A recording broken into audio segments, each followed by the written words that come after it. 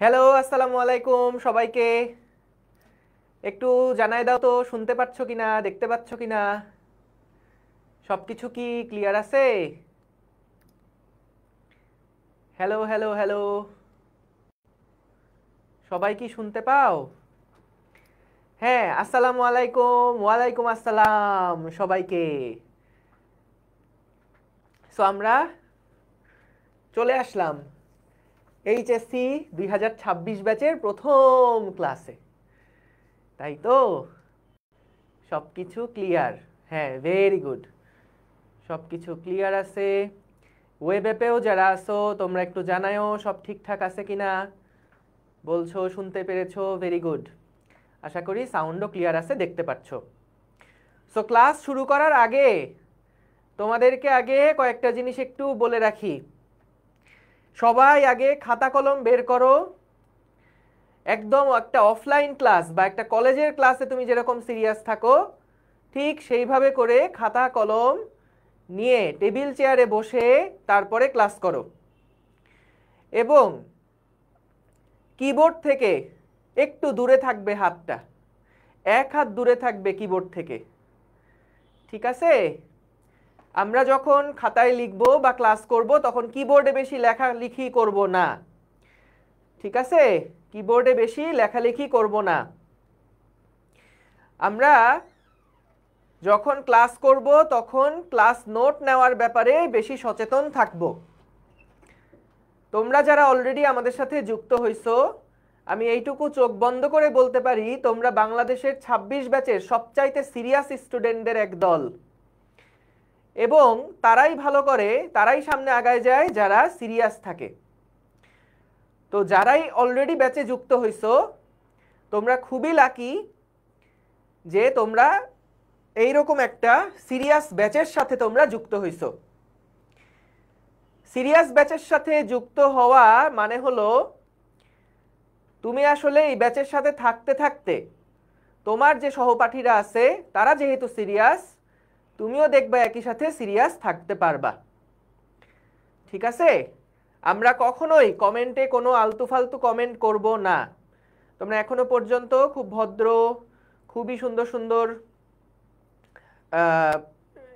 Comment করেছো, কিন্তু এটা খেয়াল রাখবা কেউ যেন তোমাদের মধ্যে অন্তত যারা সিরিয়াস স্টুডেন্ট আছো কেউ যেন উল্টাপাল্টা কখনো কমেন্ট না করো, ঠিক আছে? ওকে, সো চলো আমরা তাইলে আস্তে আস্তে শুরু করি। বিসমিল্লাহির রহমানির রহিম। হ্যাঁ, আসসালামু আলাইকুম সবাইকে। সো এইচএসসি 26 ব্যাচ ভেক্টর অধ্যায়টা দিয়ে তোমাদের যাত্রা শুরু হচ্ছে আমার সাথে। আমি তোমাদের ক্লাস নিব ইনশাল্লাহ মঙ্গলবার এবং বৃহস্পতিবার, আর রবিবারের দিন অপার ভাইয়া ক্লাস নেবেন। অপার ভাইয়া শেষ হয়ে যাওয়ার পরে তারপরে আমাদের অপূর্ব ভাইয়া ক্লাসে ঢুকবেন, ঠিক আছে? আমরা আজকের ক্লাসে ভেক্টর অধ্যায়টা শুরু করব। সো তোমাদেরকে আমি ক্লাসের মধ্যে যতটুকু লিখতে বলবো জাস্ট ততটুকু লিখবা, যতটুকু লিখতে বলবো জাস্ট ততটুকু লিখবা। এই সাউন্ড নাই বলছো কেন? সাউন্ড ঠিক আছে না এখন? একটু জানাও, সাউন্ড ঠিক আছে না? ওয়েব অ্যাপে যারা আসো, হ্যাঁ সাউন্ড ঠিক আছে। যাদের ওয়েব অ্যাপে সমস্যা হতে পারে তোমরা ফেসবুকে চলে আসবা, ঠিক আছে? কমপ্লেন করা যাবে না, জাস্ট ফেসবুকে চলে এসে ক্লাসে মনোযোগ দাও। এবং লাইভ ক্লাস সব সময় টার্গেট রাখবা, লাইভ ক্লাস যতক্ষণ সময় ধরেই হোক না কেন লাইভ ক্লাসটা সম্পূর্ণভাবে লাইভেই শেষ করতে। লাইভ ক্লাস যদি পুনরায় দেখা লাগে তাহলে যেন, কিছু কনফিউশন যদি থাকে লাইভ ক্লাসে তাহলে যেন আমার পরে রেকর্ড দেখা লাগে। কিন্তু লাইভ ক্লাস যতক্ষণ পর্যন্ত হবে চেষ্টা করবা ততক্ষণ পর্যন্ত লাইভ ক্লাসটা মনোযোগ দিয়ে করতে। আরও কিছু জিনিস বলে রাখি।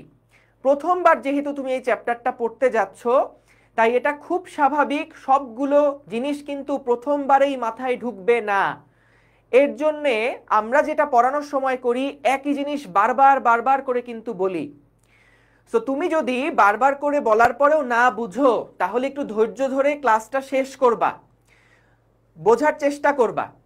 এতে করে তোমার মাথায় অন্তত কিছু জিনিস প্রথমে ইনস্টল হবে এবং তারপরে যখন তুমি আবার ক্লাসটা রিভিশন দিবা বা নোট খাতা দেখবা বা বই পড়বা তখন দেখবা খুব সুন্দরভাবে তুমি জিনিসগুলা বুঝে গেছো। সো এই জন্য কখনো অস্থির হওয়া যাবে না। আমি একটা জিনিস একবার না 2-3 বার করে বলবো, আমরা অনলাইন ক্লাস যারাই নেই তারাই এভাবে কিন্তু প্র্যাকটিসটা চলছে। সো এই জন্য তুমি দেখবা প্রথমবার না বুঝলেও পরের 2বারে একবার বুঝে যাবা ইনশাল্লাহ, ঠিক আছে? আর অস্থির হওয়া যাবে না, ধৈর্য ধরে পুরাটা ক্লাস একদম যতক্ষণ পর্যন্ত হয় চেষ্টা করব 1.5 ঘন্টার মধ্যেই শেষ করার। যদি 10-15 মিনিট বেশি হয়ে যায় তবুও ধৈর্য ধরে শেষ পর্যন্ত থাকবা, ঠিক আছে? ওকে, সো তাহলে চলো আমরা শুরু করি। যাদের ওয়েব অ্যাপে সমস্যা হচ্ছে প্লিজ ফেসবুকে চলে আসো। অলরেডি আমাদের সাথে প্রায় 2টা জায়গা মিলায় 900 পোলাপান যুক্ত হয়ে গেছো, ঠিক আছে? সো সবাই নোট খাতা নিয়ে একসাথে বসো, ঠিক আছে? এবং তোমাদের আমি বলি এখন বইয়ের দরকার নাই আপাতত। আপাতত ক্লাসের যে স্লাইড আছে এইটাই তোমার জন্য বই হিসাবে থাকবে। তোমাদের জন্য নতুন বই যখন বাজারে আসবে তখন নতুন বইটা কিনবা। যদি কোনো সিনিয়র ভাই আপুর কাছ থেকে পুরানো বই ম্যানেজ করতে পারো তাহলে ম্যানেজ করো, কিন্তু টাকা দিয়ে এখন দোকান থেকে পুরানো বই কিনো না। তোমাদের এডিশনের বই আসলে তখন কিনবা। আপাতত জাস্ট আমার যে ক্লাস স্লাইডটা আছে বা আমাদের যে ক্লাস স্লাইড থাকবে সেইটাই ফলো করবা, ঠিক আছে? ওকে, সো চলেন আমরা তাইলে বিসমিল্লাহ বলে শুরু করি। সবার আগে একটু দেখে নেই আমরা যে ভেক্টর অধ্যায়টা পড়ব, এই ভেক্টর অধ্যায়ের মধ্যে আসলে কি কি টপিক আছে। এখনই হয়তো সবগুলা টপিক বলতে কি বোঝায় সেগুলো আমরা বুঝবো না, কিন্তু একটা আইডিয়া রাখো, এতে করে আমাদের কোন লেকচারের পরে কোন টপিকে যেতে পারি সে সম্পর্কে তোমার একটা আইডিয়া থাকবে। এগুলা কি ভাইয়া খাতায় তুলবো? জীবনেও না, এগুলা খাতায় তুলতে যেও না। জাস্ট আমি যেগুলা দাগাচ্ছি একবার একটু দেখো, ঠিক আছে? একবার জাস্ট একটু দেখো। সো সবার আগে আমরা মূলত যেহেতু ভেক্টর অধ্যায়, ভেক্টর কি, স্কেলার কি, এগুলা নিয়ে আগে আমরা কথা বলবো। ভেক্টরকে কিভাবে প্রকাশ করে, বিশেষ কিছু ভেক্টর, এইগুলো নিয়ে আমরা কথা বলবো। মূলত ভাইয়া আজকের যে ক্লাস সেটা ইনশাল্লাহ চেষ্টা করব এই 3টা টপিক আজকে শেষ করে ফেলার চেষ্টা করব। যদি টাইম পারমিট করে আমরা চেষ্টা করব এই 3টা টপিক শেষ করে ফেলার। এরপরে আছে ভেক্টরের যোগ। আমরা 2টা সংখ্যাকে যোগ করতে পারি। ধরো একটা বস্তার মধ্যে প্রথমে 2 কেজি চাল রাখা হয়েছিল, তারপরে 5 কেজি চাল রাখা হয়েছে, তাইলে টোটাল বস্তার মধ্যে চাল কতটুকু আছে? 7 কেজি। এটা যেমন সুন্দর যোগ করে রেজাল্ট বের করে ফেলা গেল, ভেক্টরের যোগ কিন্তু এইরকম বীজগাণিতিক নিয়মে হয় না, এটা একটু ডিফারেন্ট। সো সেইটা আমরা শিখব ভেক্টরের যোগ কিভাবে করে। এর কিছু সূত্র আছে। ভেক্টরের বিয়োগ আমরা শিখব। আমরা তো ভেক্টরের যোগ করতে পারছি। এখন মনে করো তোমাকে যদি বলা হয় আচ্ছা 5 আর 7 দুইটা সংখ্যা যোগ করলে কত হয়, তুমি বলবা 12 হয়। এখন আমি যদি বলি আচ্ছা 12কে তুমি যদি 2টা সংখ্যায় ভাঙো তাহলে কত ভাবে ভাঙতে পারো, তুমি বলবা ভাই এটা তো অনেক ভাবে ভাঙা যায়। 12কে আমি যদি ভাঙতে চাই তাহলে অনেক ভাবে ভাঙতে পারি। 2 যোগ 10, 1 যোগ 11, 3 যোগ 9, এরকম অসংখ্য কোটি কোটি উপায়ে ভাঙতে পারি। শুধু কি 2টা উপায়ে ভাঙা যায়? 3টা উপায়েও কিন্তু চাইলে ভাঙতে পারি। 2 যোগ 5 যোগ 5, 2 যোগ 4 যোগ 6, এরকম বিভিন্ন উপায় কিন্তু আমরা একটা সংখ্যাকে ভাঙতে পারি। ঠিক তেমনি একটা ভেক্টরকে ভাঙার যে উপায় সেইটাকে আমরা বলি ভেক্টরের বিভাজন, ভেক্টরের উপাংশে বিভাজন। এগুলা নিয়ে আমরা দেখব এবং এটা পুরোটা ইন্টার লাইফে খুবই গুরুত্বপূর্ণ একটা টপিক। কিন্তু আমাদের পুরো ভেক্টর অধ্যায়টাই আমাদের পুরো ইন্টার ফার্স্ট ইয়ার এবং সেকেন্ড ইয়ারের জন্য খুবই খুবই গুরুত্বপূর্ণ একটা চ্যাপ্টার। তুমি দেখবা প্রত্যেকটা চ্যাপ্টারের মধ্যে ভেক্টরের কিছু না কিছু টপিক আছেই আছে। তো দেখো এরপরে থাকবে হলো ভেক্টরের উপাংশে বিভাজন যেটা বললাম, এবং উপাংশে বিভাজনের কিছু উদাহরণ। তারপরে খুবই গুরুত্বপূর্ণ টপিক এইটা, নদী নৌকা রিলেটেড সমস্যা বলি। তারপরে আছে হলো আয়ত একক ভেক্টর, যদিও এটা বিশেষ ভেক্টরের মধ্যে পড়ে যাবে, এগুলো আমরা আজকেই দেখব। তারপরে ভেক্টরের যোগ আছে, মানে আমরা প্রথমে একরকম ভাবে যোগ করা শিখবো, তারপর আরেকটু এফিশিয়েন্টলি আরেকটু স্মার্টলি যোগ বিয়োগ করা শিখবো।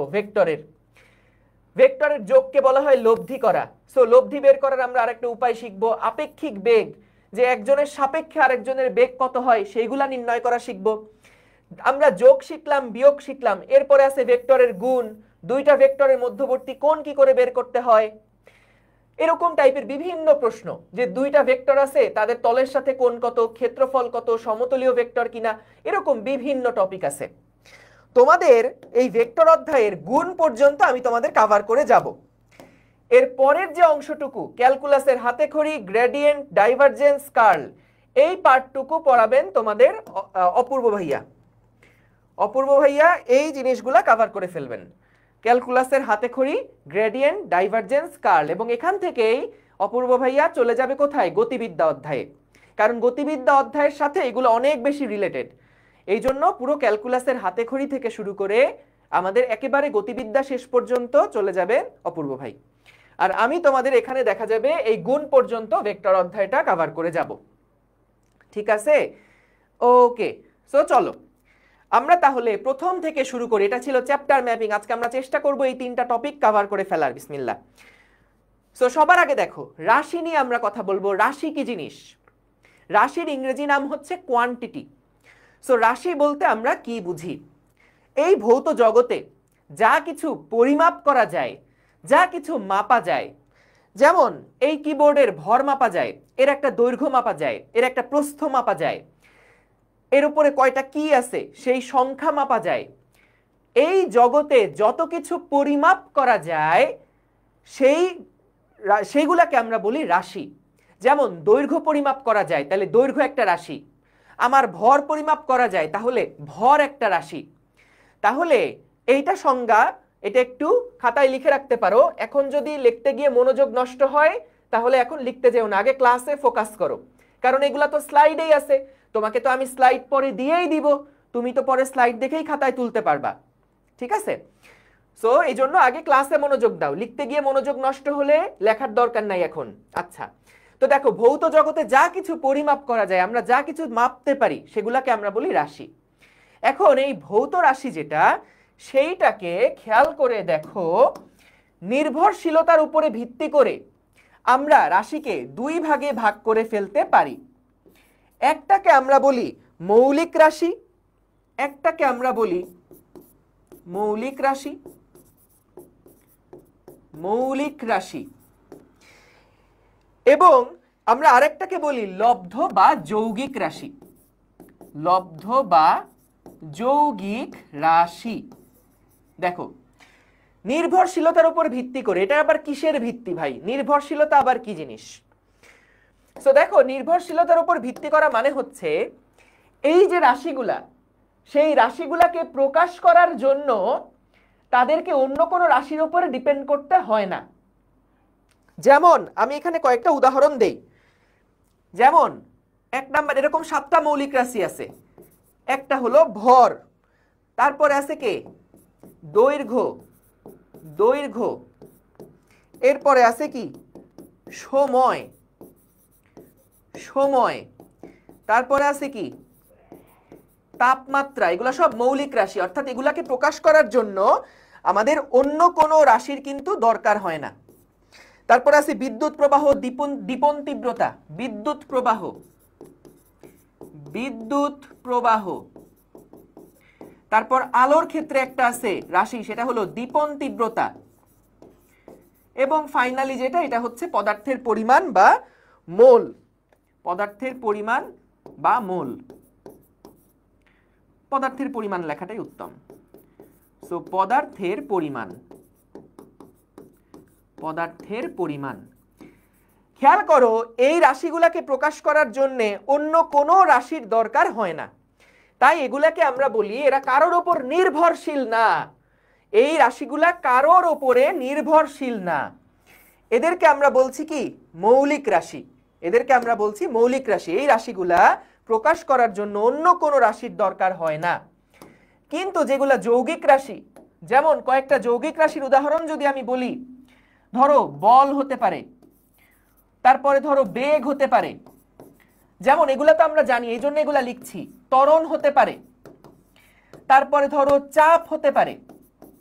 বলো তো এখানে প্রত্যেকটা রাশি, তারপর কাজ হতে পারে, প্রত্যেকটা রাশিকে প্রকাশ করার জন্য কিন্তু মৌলিক রাশির প্রয়োজন। যেমন বেগের ক্ষেত্রে আমি যদি বলি বেগ সমান v = কত? s/t না? তাহলে বলো তো s এটা দৈর্ঘ্যের একক, t যেটা সময়ের একক। তাহলে খেয়াল করো, v এর এককটা যেটা, সেটা কিন্তু মিটার পার সেকেন্ড। খেয়াল করো, এটাকে প্রকাশ করার জন্য আমার 2টা রাশি কিন্তু প্রয়োজন হলো। এই বেগটাকে প্রকাশ করার জন্য আমার 2টা মৌলিক রাশির প্রয়োজন হলো।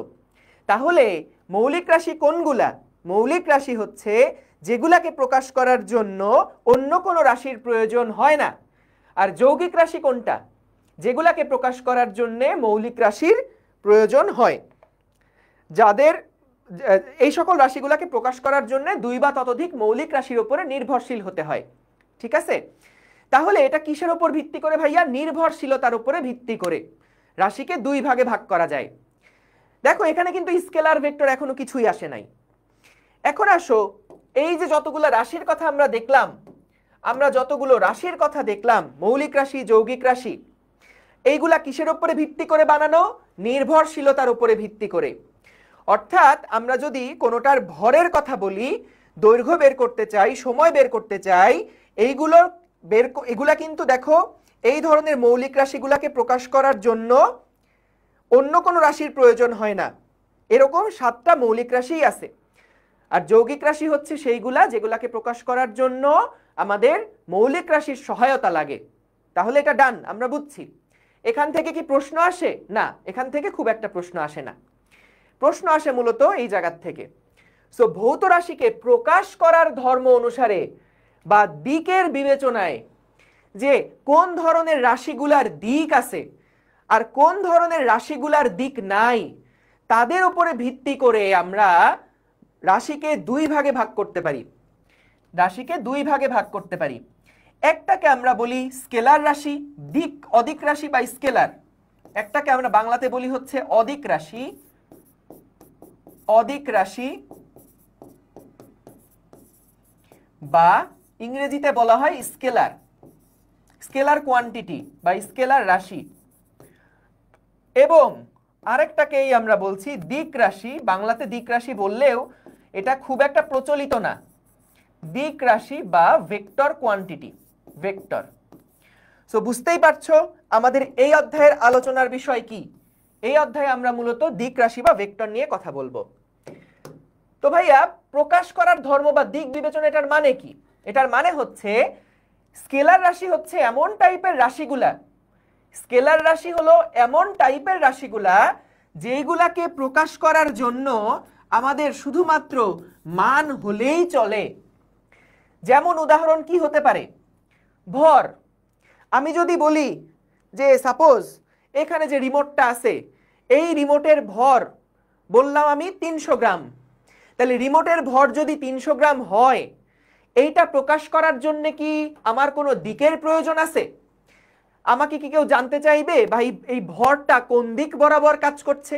এটা কি পশ্চিম দিকে, পূর্ব দিকে, উত্তর দিকে, না কোন দিকে? এটা একটা অপ্রাসঙ্গিক প্রশ্ন হয়ে যাবে। সো তাহলে এর ভর প্রকাশ করার জন্য, এর ভর রাশিটা প্রকাশ করার জন্য কিন্তু শুধুমাত্র মান হলেই আমরা পাচ্ছি, দিকের কোনো প্রয়োজন পড়ছে না। এরপরে ধরো সময়। আমি বললাম তোমার ঘড়িতে এখন কয়টা বাজে? ধরলাম তোমার ঘড়িতে এখন বাজে 10টা 15, সাপোজ 10টা 17 বাজে। আমি যদি বলি যে তুমি তোমার ঘড়িতে 10 মিনিট সময় কাউন্ট করো তো, তাহলে তুমি কি আমাকে উত্তরে বলবা ভাই 10 মিনিট সময় কোন দিক বরাবর কাউন্ট করব? আমি 10 মিনিট কি পূর্ব দিকে কাউন্ট করব, না 10 মিনিট দক্ষিণ দিকে কাউন্ট করব? এইরকম কি কখনো প্রশ্ন হইতে পারে? না।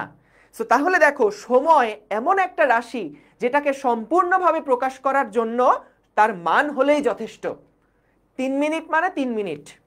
আমি যদি বলি তোমার খাইতে কতক্ষণ সময় লাগছে, তুমি বললা 15 মিনিট, তাহলে এটা প্রকাশ করার জন্য আমার দিকের কোনো প্রয়োজন পড়ল না। তাহলে যে সমস্ত রাশিগুলোকে প্রকাশ করা যায় শুধুমাত্র মান দিয়েই, বা শুধুমাত্র মান দিয়েই সম্পূর্ণভাবে প্রকাশ করে ফেলা যায়, তাদেরকে আমরা বলছি স্কেলার রাশি। আর ভেক্টর রাশি কোনগুলা? এদেরকে সম্পূর্ণরূপে প্রকাশ করার জন্য যেমন আমার মানের প্রয়োজন হয়, ঠিক তেমনি আমার প্রয়োজন হয় কার? দিকেরও প্রয়োজন হয়। সো মানেরও প্রয়োজন হয় এবং দিকেরও প্রয়োজন হয়। ঠিক আছে? তাহলে খেয়াল করো, দিক রাশি বা ভেক্টর রাশি এটা এমন একটা রাশি যেটাকে সম্পূর্ণরূপে প্রকাশ করার জন্য মানও প্রয়োজন, দিকও প্রয়োজন। এরকম একটা এক্সাম্পল কি হতে পারে? তোমরা অলরেডি 9-10-এ কিন্তু এই টার্মটা পড়ে আসছো, সেটা হলো সরণ। দেখো, আমি যদি তোমাকে বলি আমি আমার বাসা থেকে 10 মিটার দূরে আছি, তাহলে কি তুমি আমাকে খুঁজে পাবা? তোমাকে খুঁজতে হলে ওই বাড়িটা থেকে, আমার বাসা থেকে 10 মিটার ব্যাসার্ধ নিয়ে কিন্তু পুরা বৃত্তাকার পথে খুঁজে দেখতে হবে যে আমি কোথায় আছি।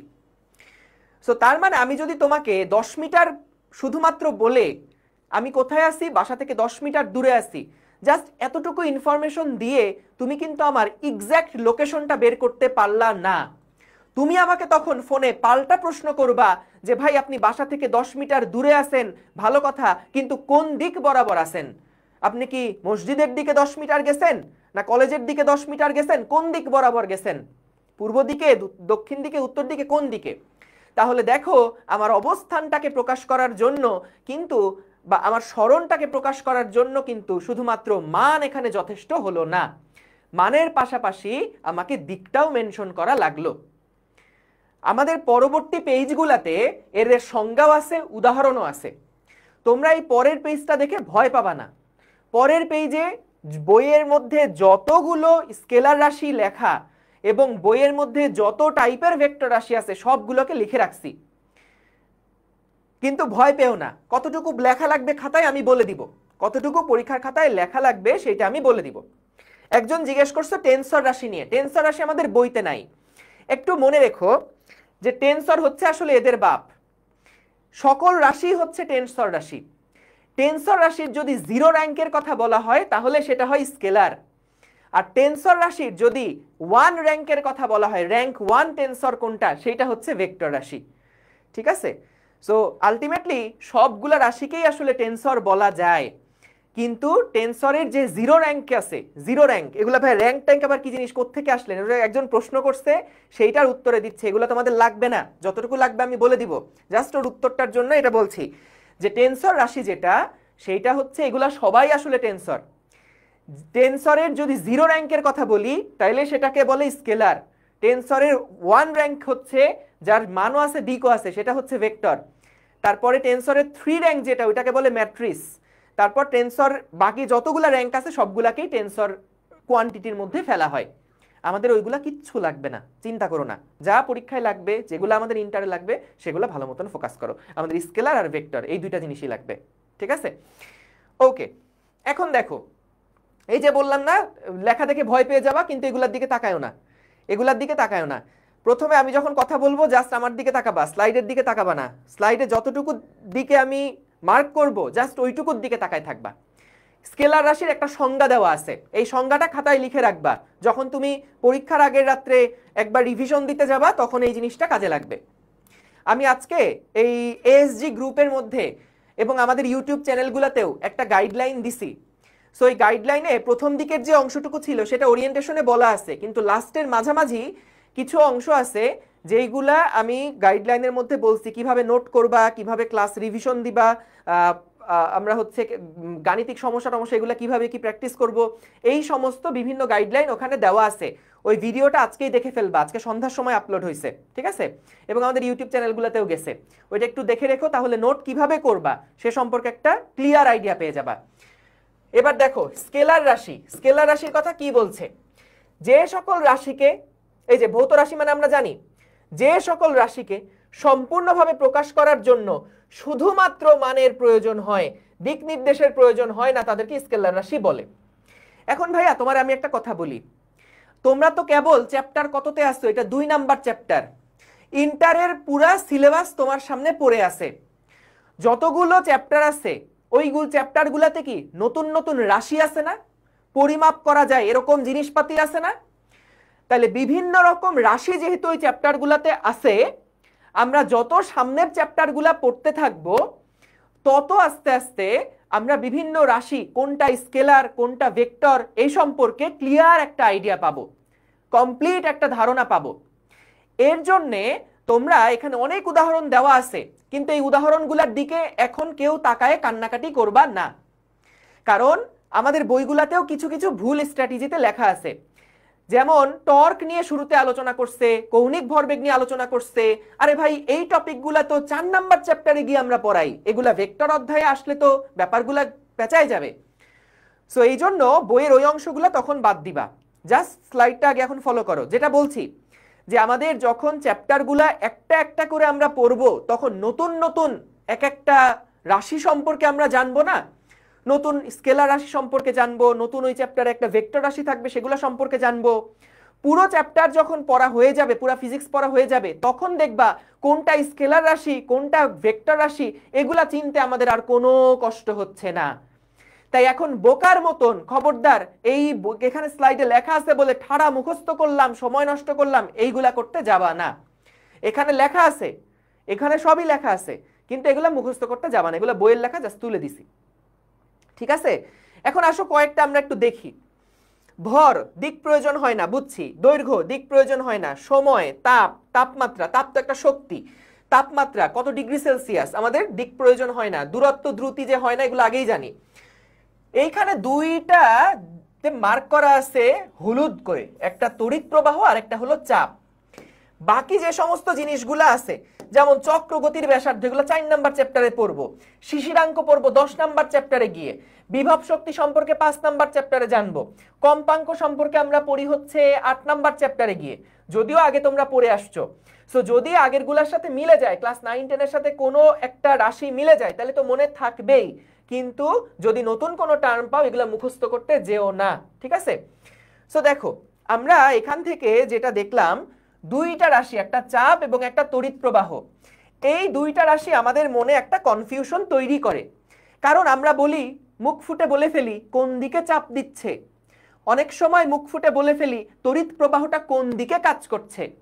এইরকম বলার কারণে যেটা হয় আমাদের মাথার মধ্যে সাবকনশাস মাইন্ডে চলে আসে কি, ও তড়িৎ প্রবাহ কোন দিকে, তাইলে তো এর মানও আছে এর দিকও আছে, তাহলে তো এইটা একটা ভেক্টর রাশি, কিন্তু এটা ভুল। তড়িৎ প্রবাহ কিন্তু একটা স্কেলার রাশি, তড়িৎ প্রবাহ একটা স্কেলার রাশি, এটাকে তো টেনসর বলে। আমি তো যেটা বললাম সবাই আসলে টেনসর, কিন্তু কেউ 0 র্যাঙ্ক টেনসর সেগুলা স্কেলার যাদের শুধু মান আছে, আর যেগুলো 1 র্যাঙ্ক টেনসর সেগুলো হচ্ছে ভেক্টর যাদের মান আছে দিক আছে। সো এই জন্য টেনসর কি না এগুলা নিয়ে আমরা টেনশন করব না এখন। ঠিক আছে, আমাদের বইতে যেগুলো আছে এগুলো সবগুলা কিন্তু স্কেলার। তাইলে দেখো চাপের কথা মনে হতে পারে, দেখো চাপের তো ভাইয়া চাপের তো দিক আছে, তো চাপ এই জিনিসটা আসলে কিভাবে করে একটা স্কেলার হইলো, চাপের তো দিক আছে, কোন দিক বরাবর চাপ কাজ করছে। দেখো একটা জিনিস আমি যদি তোমারে বলি, এর দিক আছে বুঝলাম, কিন্তু এর দিকটা না নির্দিষ্ট না। আসলে কিভাবে নির্দিষ্ট না, ধরো আমি যদি একটা বেলুনের মধ্যে কিছু পানি ভরে রাখি, ধরো এই বেলুনের মধ্যে পানি আছে, বেলুনের মধ্যে পানি রাখা আছে, আচ্ছা বলো তো এখানে যে চাপ কাজ করবে সেটা কি একটা নির্দিষ্ট দিকে চাপ কাজ করবে? এখানে কি সব যতগুলো পাত্রের দেওয়াল আছে প্রত্যেকটা পাত্রের দেওয়ালে লম্ব বরাবর কাজ করবে না সব সময় চাপটা? তাহলে এখানে চাপ একটা কাজ করতেছে এই দিক বরাবর, এই অংশে চাপ কাজ করতেছে এই দিকে, এই অংশে চাপ কাজ করে এই দিকে, এই অংশে চাপ এই দিকে, এই অংশে চাপ এই দিকে, এই অংশে চাপ এই দিকে। তাহলে চাপের দিক আছে কিন্তু এটা তো নির্দিষ্ট কোনো দিক নাই। এই জন্য এইগুলাকে আমরা আসলে টেনসরের 3 র্যাঙ্ক টাইপের যদি থাকে সেগুলো আমরা বলি, কিন্তু যেহেতু স্কেলার আর ভেক্টরের মধ্যে আমরা তুলনা করছি, বলতো ভেক্টর হতে হলে দিক নির্দিষ্ট থাকতে হয়, ভেক্টর হতে হলে দিক নির্দিষ্ট থাকতে হয়। বলতো চাপের দিকটা কি নির্দিষ্ট কোনো দিক? চাপটা কি যে কোনো দিকেই হতে পারে না, বা পাত্রের চারিদিকেই হচ্ছে? তাহলে এর কোনো নির্দিষ্ট দিক নাই, এর অনিয়ত দিক। দেখো অনেক অনেক দিক আছে, মাল্টি ডাইমেনশনাল। সো তাহলে চাপটাকে কিন্তু আমরা কি বলতে পারবো না, ভেক্টর বলতে পারবো না। চাপ এবং তড়িৎ প্রবাহ এগুলা স্কেলার। তড়িৎ প্রবাহের কথা যদি বলো, দেখো আমরা মনে করো এইখানে একটা ফুটবল রাখা আছে, এইখানে একটা ফুটবল রাখা আছে, বলো তো দেখি এই ফুটবলটাকে যদি আমি এই দিকে ধাক্কা দেই তাহলে এটা কোন দিকে যাবে? ভাই এটা আবার কোনো প্রশ্ন হইলো? আপনি যদি এই দিকে ধাক্কা দেন তাহলে তো বস্তু যদি আগে স্থির থাকে তাহলে তো সেটা এই দিকেই যাবে। হ্যাঁ, ভেরি গুড। আচ্ছা বলো তো যদি আমি বস্তুটা স্থির থাকে, আমি যদি উপরের দিকে একটা বল দেই তাহলে এটা কোন দিকে যাবে? হ্যাঁ ভাইয়া, বস্তুটা উপরের দিকে যাবে। বলো তো এই যে বল, এটা একটা কি রাশি, এটা কি স্কেলার না ভেক্টর? বলো তো এই যে বল, আমি যে একটা ফোর্স অ্যাপ্লাই করলাম বস্তুটার উপরে, উপরের দিকে একটা ফোর্স দিলাম বা ডান দিক বরাবর একটা ফোর্স দিলাম, এটা কি, এটা কি স্কেলার না ভেক্টর? এটা একটা ভেক্টর। দেখো তুমি যদি উপরের দিকে ফোর্স দাও তাইলে বস্তু উপরের দিকে যাবে, তুমি যদি ডান দিকে ফোর্স দাও তাইলে বস্তু ডান দিকে যাবে। এইবার একটু চিন্তা করে দেখো তো, যদি তুমি দুইটা দিকে একই সময়ে একই সাথে দুইটা ফোর্স দাও, যে এই বস্তুটার উপরে একবার ডান দিকে ফোর্স দিলা, এই বস্তুটার উপরে একবার উপরের দিকে ফোর্স দিলা, এবং দুইটা একই মুহূর্তে দিলা, বলো তো এই বস্তুটা কি ভাইয়া শুধু ডান দিকে যাবে? বা এই বস্তুটা কি ভাইয়া শুধু উপরের দিকে যাবে? না, এরা কোথায় যাবে? এরা কোথায় যাবে? এই দুইটা ফোর্স মাঝামাঝি কোনো একটা দিকে কিন্তু এটা যাবে। এই বস্তুটা কোন দিক বরাবর যাবে? সোজা ডানেও যাবে না, সোজা উপরেও যাবে না। এই দুইটা ফোর্স যেদিকে কাজ করছে তাদের মাঝ বরাবর কিন্তু ফোর্সটা কাজ করবে। এদের নেট ইফেক্টটা পড়বে কিন্তু মাঝ বরাবর। এই নাকি এদিক বরাবর কাজ করবে? এদিক বরাবর কাজ করবে না তো। দুইটা ফোর্সের মাঝ বরাবর কিন্তু এর ধাক্কাটা প্রযুক্ত হবে। তাহলে দেখো বল একটা ভেক্টর, দেখছো দুইটা ভেক্টর যোগ করলে কেমন হয়? এটা একটা ভেক্টর ছিল, বা এটা তো একটা বল, একটা ভেক্টর রাশি, আমরা জানি এই বল একটা ভেক্টর রাশি। দুইটা ভেক্টর রাশিকে যোগ করলে দেখছো মাঝখান বরাবর একটা নেট পাওয়া যায়, একটা টোটাল পাওয়া যায়। কিন্তু বলতো তড়িৎ প্রবাহের জন্য যদি এরকম হয়, মনে করো আমার কাছে একটা তার আছে, একটা তার আছে, এই তারের মধ্যে দিয়ে মনে করো ডান দিকে কারেন্ট যাচ্ছে, আর এই তারের মধ্যে দিয়ে উপরের দিকে কারেন্ট যাচ্ছে। আচ্ছা বলতো তাইলে কি কারেন্ট যদি একই সাথে দুইটা দিকে যাইতে থাকে তাহলে কি ভাইয়া কারেন্ট মাঝখান দিয়ে চলে যাবে নাকি? এরকম জীবনে হয়? এইরকম জীবনে হয় বলো? কারেন্ট একটা ডান দিকে যাচ্ছে আর একটা উপরের দিকে যাচ্ছে, যদি এরকম হয় তাহলে কখনো আমরা কি দেখি যে হ্যাঁ ভাইয়া বলের ক্ষেত্রে যেরকম দুইটা দিকে ফোর্স দেওয়ার কারণে বল মাঝখানে চলে গেছিল, তাহলে এখানে কারেন্টের ক্ষেত্রে কখন এরকম হয় যে চার্জ এদিকে যাচ্ছে, চার্জ এদিকে যাচ্ছে? তাহলে না ভাইয়া, তাহলে চার্জ দুইটা একসাথে যেহেতু দুইটা কারেন্ট টাচ করতেছে তাহলে চার্জগুলো মাঝখান দিয়ে চলে যাবে তারের বাইরে দিয়ে, এরকম কখনো হয়? হয় না। অর্থাৎ তড়িৎ প্রবাহ কিন্তু দেখো ভেক্টরের নিয়ম কানুন মানে না। তড়িৎ প্রবাহ যেটা সেটা কিন্তু ভেক্টরের কোনো নিয়ম কানুন মানে না। তাহলে যে ভেক্টরের কোনো নিয়ম কানুন মানে না তাকে আমরা ভেক্টর কেন বলবো? সে একটা স্কেলার। তড়িৎ প্রবাহ যেটা সে একটা কি? সে একটা স্কেলার। ঠিক আছে? ওকে, সো তাহলে আমরা এই দুইটা ইনফরমেশন মাথায় রাখবো, চাপ এবং তড়িৎ প্রবাহ এরা কি? স্কেলার। এরপরে আসো, যে সকল ভৌত রাশিকে সম্পূর্ণভাবে প্রকাশ করার জন্য মান এবং দিক উভয়ই প্রয়োজন হয় তাদেরকে ভেক্টর রাশি বলে। দুইটারই প্রয়োজন হয়। এখানে অনেক এক্সাম্পল আছে, যেমন ভয়ঙ্কর কিছু এক্সাম্পল। টর্ক এটা কি জিনিস আগে কখনো জানি না, কেন্দ্রমুখী বল জানি না, আগে কখনো শুনি নাই। কৌণিক ভরবেগ আবার কি জিনিস, রৈখিক ভরবেগ পড়ছি, সান্দ্রতা আবার কি জিনিস। সো এটাই বলছিলাম যে এইগুলার দিকে তাকায়ে ভয় পাওয়া যাবে না, কারণ এখানে যে সমস্ত এক্সাম্পলস গুলো আছে সেগুলা পুরা বই ঘেটে তারপরে লেখা। আমরা কি পুরা বই পড়ে শেষ করছি? না। সো তাহলে এইটা কিন্তু না বোঝাটাই স্বাভাবিক। এগুলা খাতায়ও এখন তোলার দরকার নাই, স্লাইডে আছে, স্লাইডে থাকুক। সো আমরা জাস্ট এই জিনিসগুলা জানলাম যে একটা রাশি, আমরা দুই ধরনের রাশি সম্পর্কে জানলাম, একটা হচ্ছে ভৌত রাশি, একটা হলো ভেক্টর রাশি, একটা হলো স্কেলার রাশি। সো ভেক্টর রাশি যেটা প্রকাশ করার জন্য মানও প্রয়োজন, দিকও প্রয়োজন, আর স্কেলার রাশি যেটা সেটা সম্পূর্ণরূপে প্রকাশ করার জন্য মানই কিন্তু যথেষ্ট। ঠিক আছে? ওকে ওকে, ঠিক আছে, ঠিক আছে, তাইলে আমরা এইটা বুঝলাম। দেখো এখন আসো এই অবজেক্টিভটা দেখি কয়জন সলভ করতে পারো। নিচের কোনটা ভেক্টর রাশি? চিটাগাং বোর্ড 2023, একদম রিসেন্ট প্রশ্ন আসা, 24-এরটা এখনো পরীক্ষাই হয় নাই। সো এটা 23 সালের প্রশ্ন। দেখি তোমরা বলো তো নিচের কোনটা ভেক্টর রাশি? নিচের কোনটা ভেক্টর রাশি দেখি তোমরা সেন্স করতে পারো কিনা। নিচের কোনটা ভেক্টর রাশি দেখি তোমরা সেন্স করতে পারো কিনা। ভেক্টর রাশি মনে রাখার ছন্দ শিখা, ছন্দ শিখা আপাতত লাভ নাই, কারণ যেটা বললাম সামনে চ্যাপ্টার যত আগাবে তত তুমি নিজে নিজেই শিখে যাবা। এটা ছন্দর প্রয়োজন হয় না লং রানে গেলে। ঠিক আছে? যেই চ্যাপ্টারগুলো আমরা কভার করব প্রত্যেকটা যখন বুঝবা রাশিগুলা কি কি, তাহলে এমনি মাথায় থাকবে। এটা এখন মুখস্থ নিয়ে লোড নেওয়ার কোনো মানেই হয় না, দরকার নাই। ভেরি গুড, সবাই সঠিক অ্যান্সার দিচ্ছ। সি বলছো, সি বলছো, অনেকে এ বলে ফেলছো। ওই ব্যাপে দেখছি না। দেখো নিচের কোনটা ভেক্টর রাশি? দেখো একটু আগেই তো বললাম তড়িৎ প্রবাহ যেটা, এই তড়িৎ প্রবাহটা কি স্কেলার না? তড়িৎ প্রবাহটা কি স্কেলার?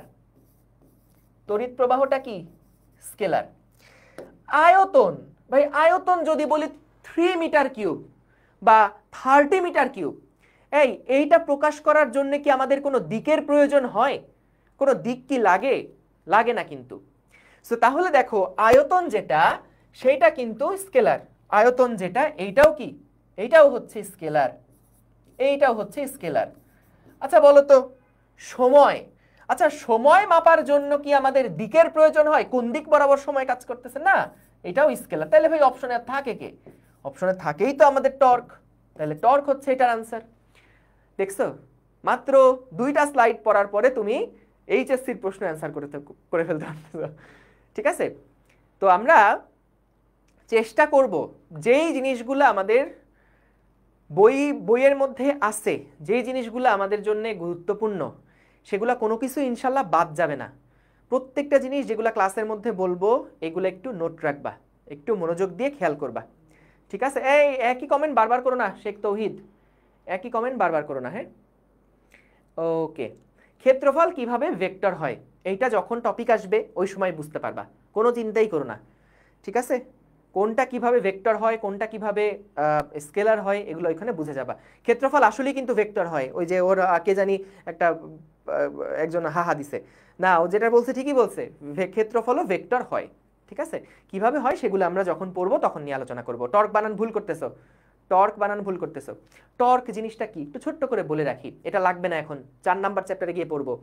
টর্ক যেটা, আমরা কোনো একটা বস্তুর উপরে ধরো কি প্রয়োগ করলে এর ত্বরণ হয়, বল প্রয়োগ করলে ত্বরণ হয় না, ঠিক তেমনি কোনো একটা বস্তুকে যদি তুমি ঘুরাতে চাও, অর্থাৎ এর ঘূর্ণনের একটা ত্বরণ ঘটাতে চাও, তাহলে ওর উপরে যেটা দেওয়া লাগে সেটাই হচ্ছে টর্ক।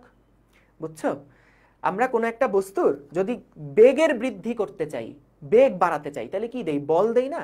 ঠিক একইভাবে এই বস্তুটাকে তুমি মনে করো ঘুরাতে চাও, আস্তে আস্তে এই অক্ষের সাপেক্ষে ঘুরাতে চাও, স্পিডে ঘুরাতে চাও, তাহলে ঘুরানোর জন্য যা প্রয়োগ করা লাগবে, বা ওর ঘুরানোর স্পিডটাকে বাড়ানোর জন্য যা প্রয়োগ করা লাগে সেটাই হচ্ছে টর্ক।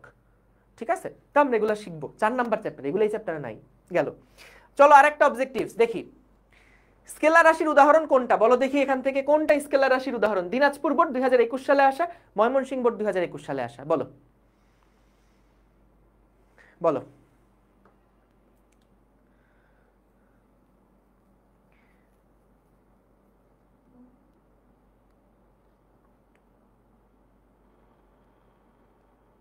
হ্যাঁ, এ বলছো, বি বলছো, এই দেখো স্কেলার রাশির উদাহরণ।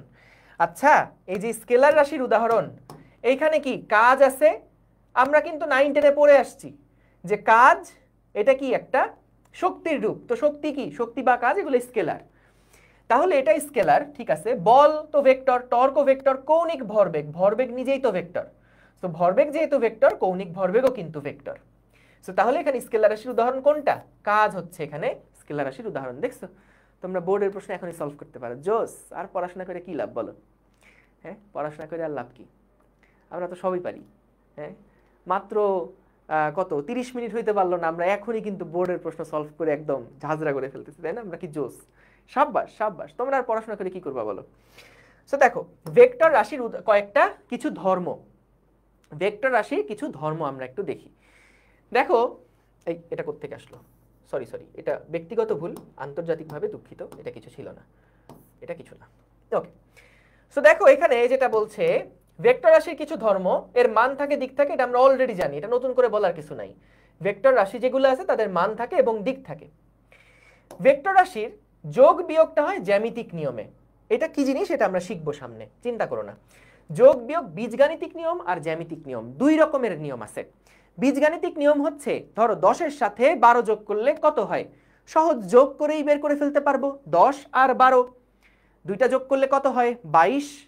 সো তাহলে এই যে 10 আর 12 দুইটা সংখ্যা যোগ করে রেজাল্ট বের করলাম, এটা হলো বীজগাণিতিক নিয়ম। আর জ্যামিতিক নিয়ম হচ্ছে ধরো জ্যামিতি দিয়ে আমরা যে যোগটা করব, তো এটা কিভাবে করব সামনে আমরা দেখব, এটা নিয়ে চিন্তা করো না, জাস্ট কিছু ধর্ম এগুলো আমরা একটু দেখে রাখি। গুণ আছে দুই রকমের। দেখো তো, আমরা কখনো যখন ওই যে সংখ্যার গুণ দেখতাম, গুণ তো এক রকমেরই হয়, গুণ তো এক রকমেরই হয়, কিন্তু ভেক্টরের গুণ আছে দুই রকমের। তারপরে আছে দেখো, ভেক্টরের উপাংশে ভাগ করা যায়। উপাংশ কি জিনিস এটা তোমাদেরকে একটু আইডিয়া দিছিলাম ওই যে শুরুতে, যে উপাংশ হচ্ছে দুইটা ভেক্টর যেমন যোগ করা যায়, দুইটা ভেক্টরকে যোগ করলে একটা ভেক্টর পাওয়া যায়। সো একটা ভেক্টরকে ভাঙলে কিন্তু অনেকগুলো ছোট ছোট বাচ্চা পাওয়া যায়। তো এই বাচ্চা ভেক্টরগুলোকে আমরা বলি তাদের উপাংশ।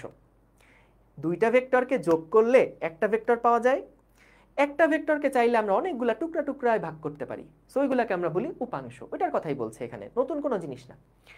যোগের সূত্র দেখো, বন্টন সূত্র, যোগের অনেকগুলো সূত্র আছে, কিছু কিছু স্টাইলে যোগ করা যায়, বুঝতে পারছো? কিছু স্টাইলে যোগ করা যায়, আমরা যেমন ক্যালকুলেটরে যোগ করতে পারি, বা ধরো দুইটা সংখ্যা যদি দিয়ে দেয়, ধরো 2 আর 3 যোগ করলে কত হয়, দুইটা কাঠি আর তিনটা কাঠি দুইটা যোগ করে একসাথে টোটাল যোগ বের করতে পারি। যোগের অনেক নিয়ম থাকে, ঠিক তেমনি ভেক্টরেরও যোগের কিছু সূত্র আছে, বন্টন সূত্র, বিনিময় সূত্র, সংযোজন সূত্র, এরকম অনেক টাইপের সূত্র আছে, এগুলা নিয়েও আমরা জানবো, চিন্তা করো না। সো এগুলো হচ্ছে ভেক্টর রাশির কিছু ধর্ম। এই ধর্মটা কেন আগে দেখাচ্ছি, বইগুলাতে একটু আগে আছে, তো এই জন্যই এটা আগে একটু দেখাই রাখলাম, কিন্তু এগুলো তুমি ফিল করতে পারবা, পুরো জিনিসগুলো বুঝতে পারবা চ্যাপ্টার যখন আমরা শেষ করব পুরাটা, তখন যে গুণ সম্পর্কে আইডিয়া, ভেক্টর কিভাবে যোগ করে সে সম্পর্কে আইডিয়া, তারপরে এই যে যোগের বিভিন্ন সূত্র, উপাংশ, এই জিনিসগুলো আমরা বুঝতে পারবো।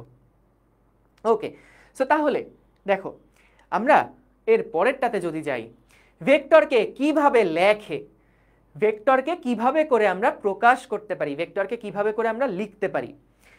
সো দেখো, ভেক্টরকে আমরা প্রকাশ করব, সো প্রকাশ করা যায় অনেকভাবে। ভেক্টর তো একটু স্পেশাল, তাই না?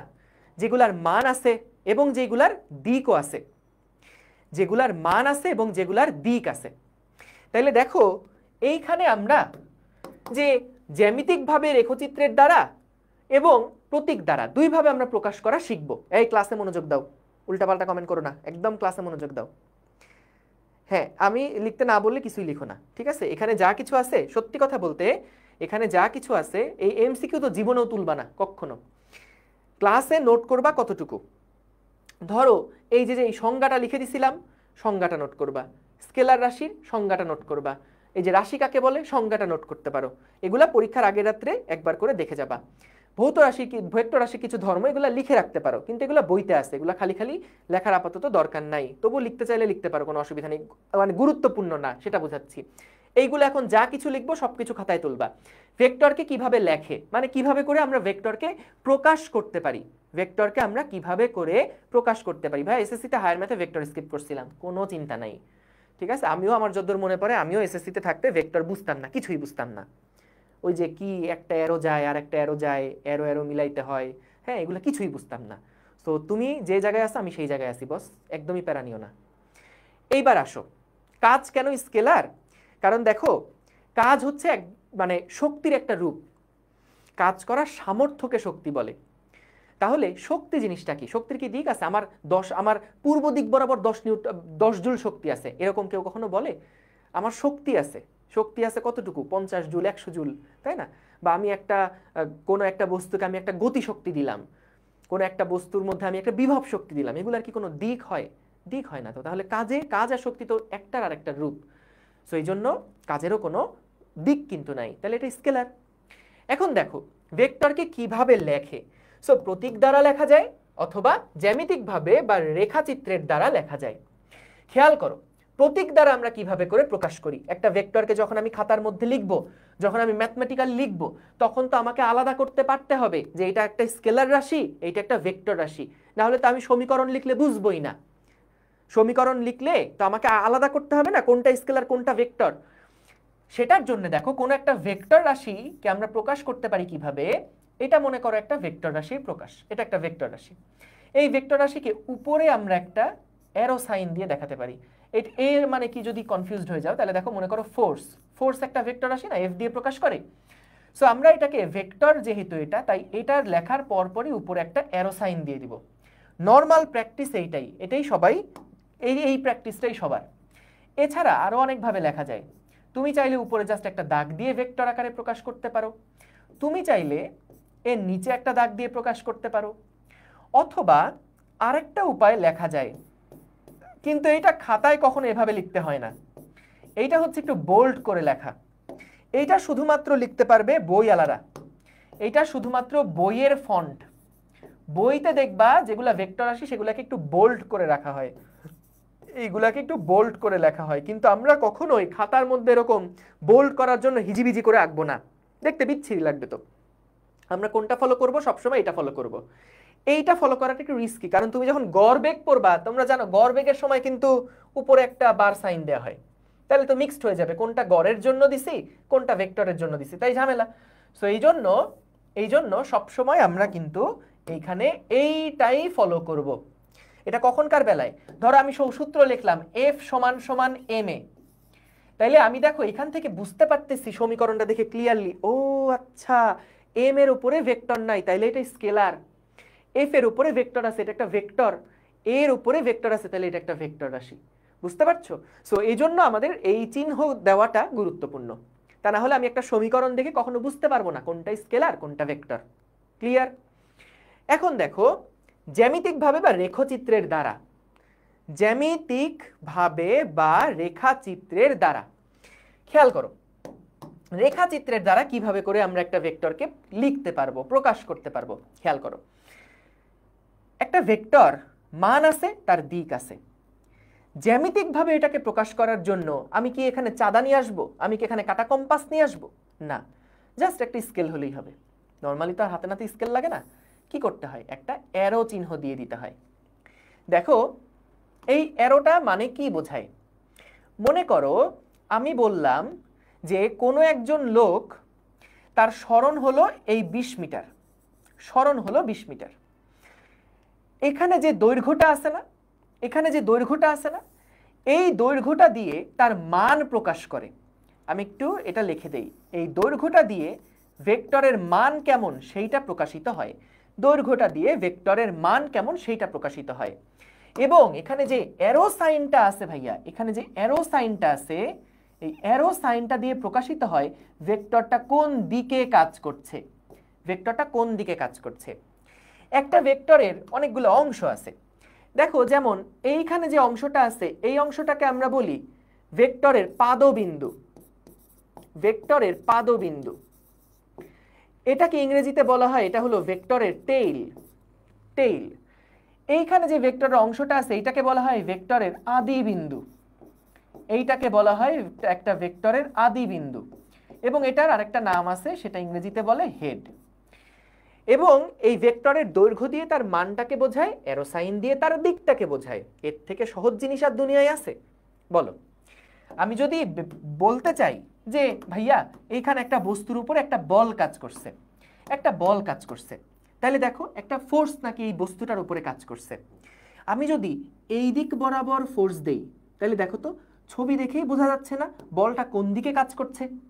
দেখেই বোঝা যাচ্ছে, হ্যাঁ উপরের দিকে যেহেতু, তাহলে ফোর্সটা উপরের দিকে কাজ করছে।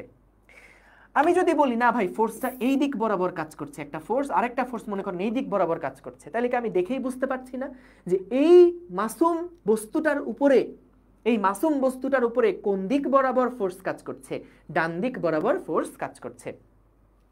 তাহলে ভাই এখানে একটা জিনিস বলো তো, এই যে ফোর্স যেটা আমরা লিখলাম, এইটা দেখো এইটার সাইজটা ছোট আর এইটার সাইজটা বড়। সো তাহলে আমাকে বলো তো, এর মান যদি হয় ধরো 2 নিউটন, তাহলে এর মানটা কত হতে পারে? এটার মান কি 1 নিউটন হবে কখনো? এটার মান কি 0.5 নিউটন হতে পারে কখনো? এটার মান কি 1.5 নিউটন হতে পারে কখনো? এটার মান সব সময় কিন্তু 2 এর থেকে বড় হবে। কেন বড় হবে? কারণটা কি? কারণ ভাই এইটার দৈর্ঘ্য ছোট, দৈর্ঘ্য দিয়ে যেহেতু মানটা প্রকাশিত হয়, এর দৈর্ঘ্য যেহেতু ছোট, এর দৈর্ঘ্য দেখেন তার তুলনায় কত বড়। তাহলে অবশ্যই এরা কিন্তু হবে না, এরা হবে না। কারা হবে?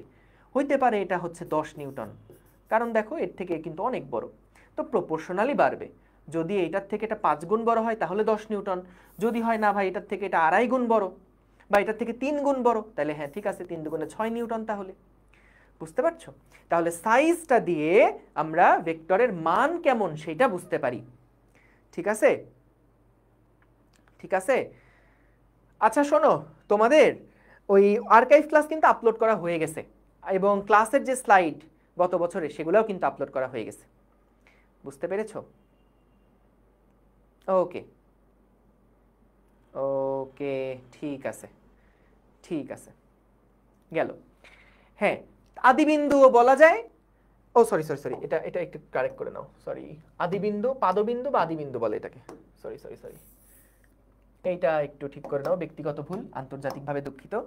এইটাকে আমরা পাদবিন্দু বলতে পারি বা আদি বিন্দু বলতে পারি, আদি বিন্দু বা, ঠিক আছে, এটাকে আমরা আদি বিন্দু বা পাদবিন্দু যে কোনো একটা বলতে পারি। আর এইটাকে আমরা বলি হচ্ছে শীর্ষবিন্দু, শীর্ষবিন্দু, সরি সরি সরি, এটা লিখতে আমার ভুল হয়ে গেছে বাচ্চারা। এটাকে আমরা বলি কি, শীর্ষবিন্দু। এটা আদিবিন্দু, যেখান থেকে শুরু হয়েছে পয়েন্টটা সেটাকে বলছি আদিবিন্দু বা পাদবিন্দু, এবং যেখানে গিয়ে শেষ হয়েছে এটাকে আমরা বলছি শীর্ষবিন্দু। ঠিক আছে, এটাকে আমরা বলছি শীর্ষবিন্দু। ওকে, বুঝলাম।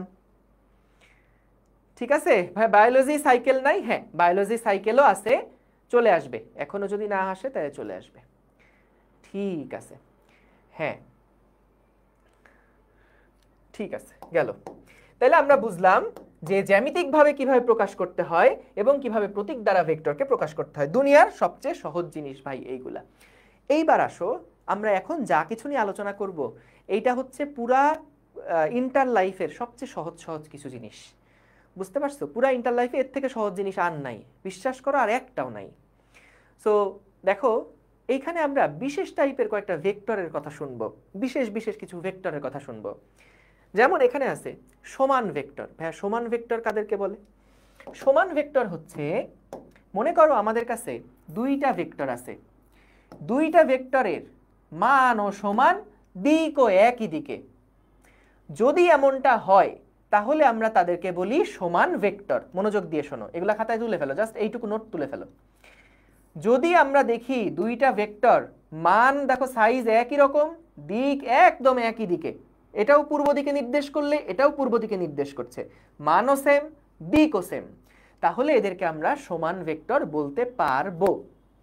তাইলে ভাইয়া যদি এমন হয় যে ধরেন এই ভেক্টরটা মানে বোঝাচ্ছে 2 মিটার পার সেকেন্ডের একটা বেগ, আর এই ভেক্টরটা মানে বোঝাচ্ছে 2 নিউটন, তাহলে কি ভাইয়া এদেরকে আমরা সমান ভেক্টর বলতে পারবো? এরা কি সমান বা ইকুয়াল ভেক্টর হবে? উত্তর হলো এরা কিন্তু সমান ভেক্টর না, সমান ভেক্টর নয়, সমান ভেক্টর নয়। এটা খেয়াল রেখো, কেন সমান ভেক্টর না? কারণ সমান ভেক্টর হওয়ার একটা বড় শর্ত হচ্ছে তাদেরকে সমজাতীয় হতে হবে।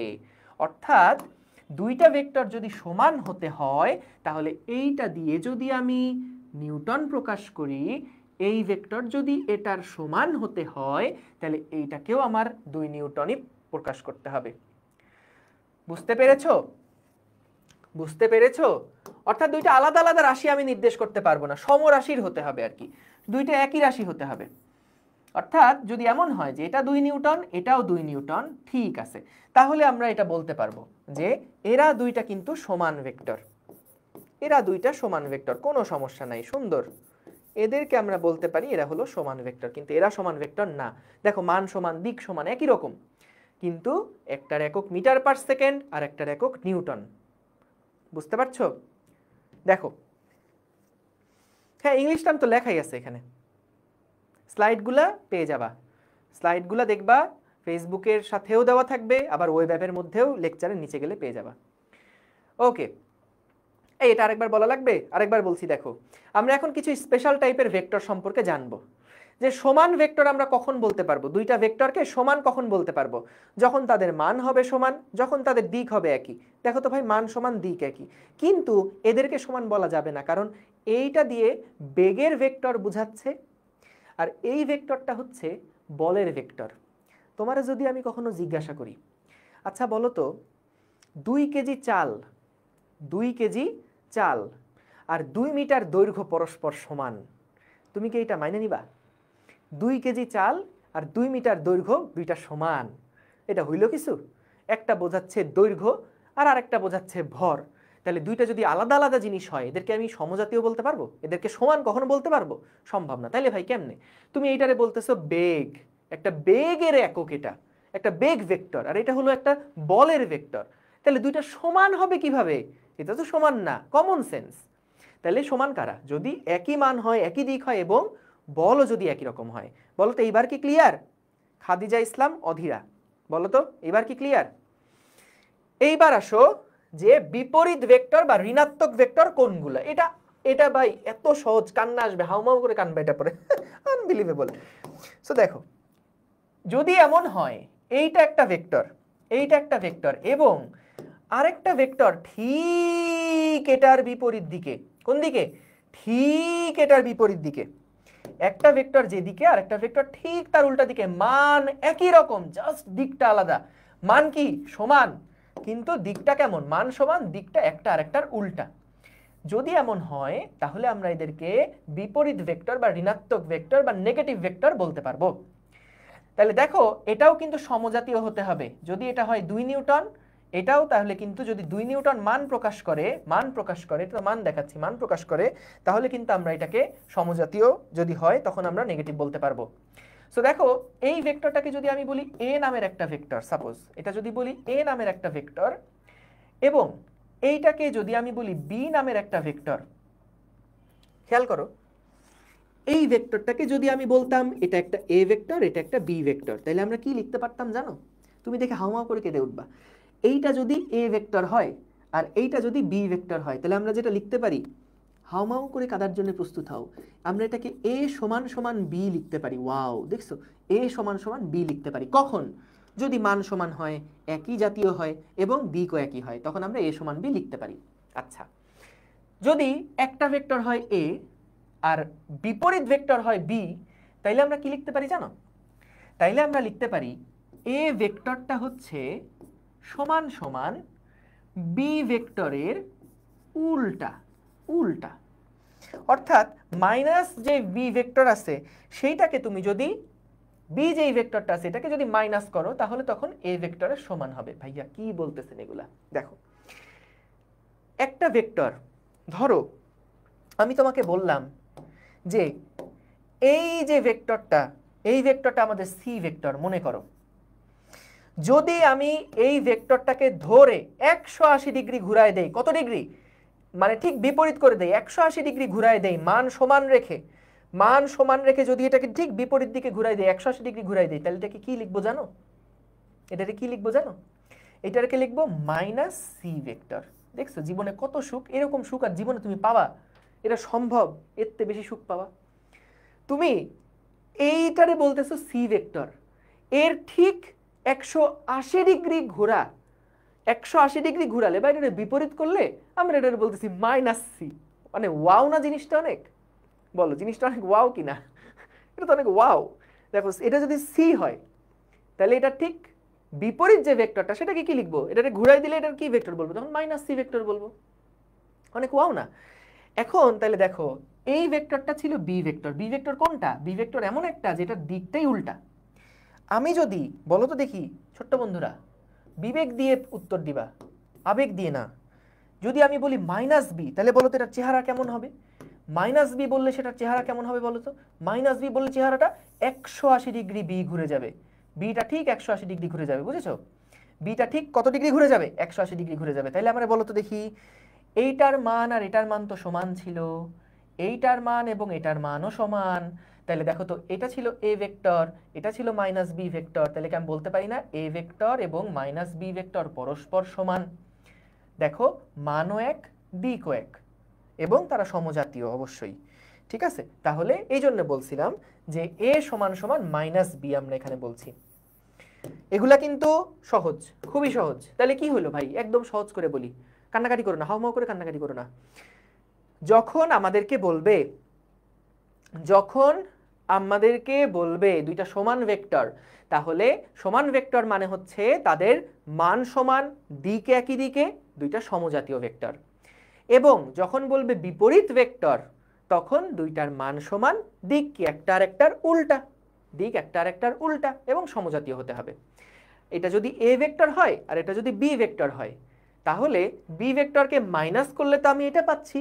তাহলে দেখো তো, এখন এ আর মাইনাস বি নামক দুইটা ভেক্টর, এ ভেক্টর এবং মাইনাস বি নামক দুইটা ভেক্টর সমান হয়ে গেছে না? এই জন্য সমান সাইন দিলাম। বুঝতে পারছো? বলো, এর থেকে সহজ জিনিস ক্লাস 2তেও কখনো পড়ছো?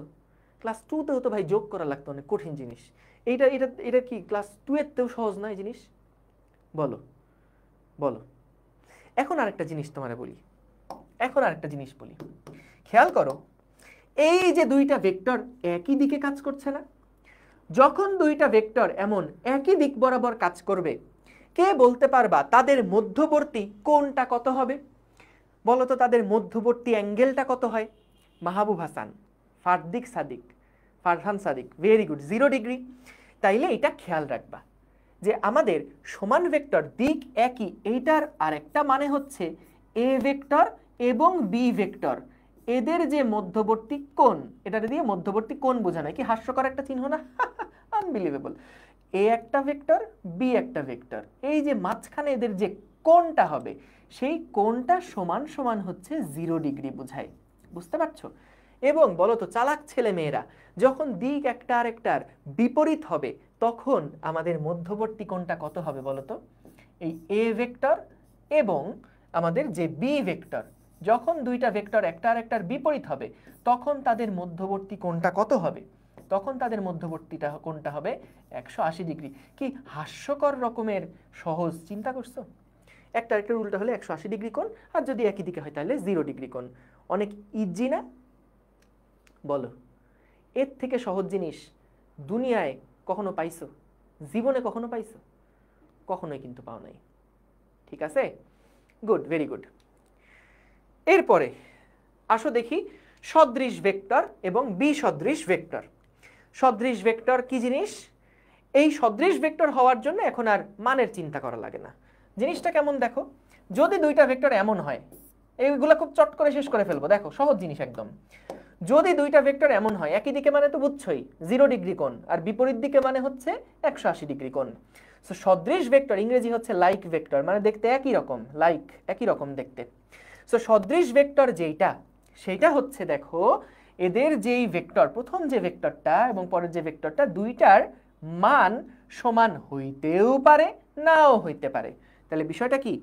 মান সমান হতেও পারে, মান সমান হতেও পারে, মান সমান হতেও পারে, সমান নাও হতে পারে, মান সমান নাও হতে পারে সদৃশ ভেক্টরের ক্ষেত্রে। এবং সমজাতীয় হতে হবে, দিক একই রকম হতে হবে। ক্লিয়ার? বুঝছি। বিসদৃশ ভেক্টর দেখো এখানে পরস্পর বিপরীত দিকে কাজ করলেই হয়েছে। আনলাইক ভেক্টর কি পরস্পর বিপরীত দিকে কাজ করলেই কিন্তু হয়েছে। বিসদৃশ ভেক্টর যেটা, এখানে কিন্তু মান, এখানে একই জিনিস, মান সমান হতেও পারে নাও হতে পারে। তো সদৃশ ভেক্টর যেইগুলা, সেইগুলাতে আমাদের কি থাকবে? জাস্ট সদৃশ ভেক্টর হলে দিক একই রকম হতে হবে, বিসদৃশ ভেক্টর হলে দিক ভিন্ন দিকে হতে হবে, কিন্তু মান সমান হতেও পারে সমান নাও হতে পারে। সহজ। এখন তাইলে ভাইয়া যদি আমাকে কখনো বলে যে সমান ভেক্টর এবং সদৃশ ভেক্টর এই দুইটার মধ্যে তাহলে তুলনা করলে কি হবে? সমান ভেক্টরে দেখো মান সমান এই টার্মটা মাস্ট, কিন্তু সদৃশ ভেক্টরে মান সমান হওয়া লাগে না। তার মানে হচ্ছে সদৃশ ভেক্টর যারা, বা আমি যদি বলি সমান ভেক্টর যারা, তাদের তো অবশ্যই দিক একই দিকে হতেই হবে। আবার বলি সমান ভেক্টর যারা, তাদের কি দিক একই দিকে হতেই হবে না? তাহলে সমান ভেক্টর যারা তারা অবশ্যই সদৃশ ভেক্টর। সমান ভেক্টর যারা, সমান ভেক্টর যারা, আমি যদি এটাকে একটা ওই ইয়ার মতন করে দেখাই, ওই যে সেটের মতন করে দেখাই, ধরো এইখানে আমাদের বাইরে যেটা দেখতেছো, বাইরে যেটা দেখছো এইটা হলো আমাদের সেই লাইক ভেক্টরস, লাইক, এই like, like vectors, like vector বা সদৃশ ভেক্টর। এটা কি? এটা হলো সদৃশ ভেক্টর। মনে করো সদৃশ ভেক্টরের মধ্যে সেটের এই সমস্ত অংশগুলো আছে, আর এইটা হচ্ছে আমাদের সমান ভেক্টরের সেট, সমান ভেক্টরের সেট, সমান ভেক্টর। তাইলে আমার একটা জিনিস বলো তো, সকল সমান ভেক্টর তাদের কি মান এবং দিক একই রকম হতে হবে, কিন্তু সদৃশ ভেক্টর হতে গেলে মান একই রকম হওয়া লাগবে না। তাহলে আমি এভাবে লিখতে পারি না যে সকল সদৃশ ভেক্টর একটা বড় রিজিয়ন, সদৃশ ভেক্টর একটা বড় জায়গা, তার মধ্যে সদৃশ ভেক্টরের একটা ছোট্ট অংশ আছে যেখানে দুইটা ভেক্টরের মান আবার সমান, তাহলে তারা হলো সমান ভেক্টর। তাহলে আমরা কি বলতে পারি? সকল সদৃশ ভেক্টরই সমান ভেক্টর। কিন্তু বলতো সকল সমান ভেক্টরকে কি আমি যেমন আমি এইভাবে যদি বলি যে সকল সমান ভেক্টর যারা সমান তারা সবাই কি, এভাবে লিখি দাঁড়াও, যারা সমান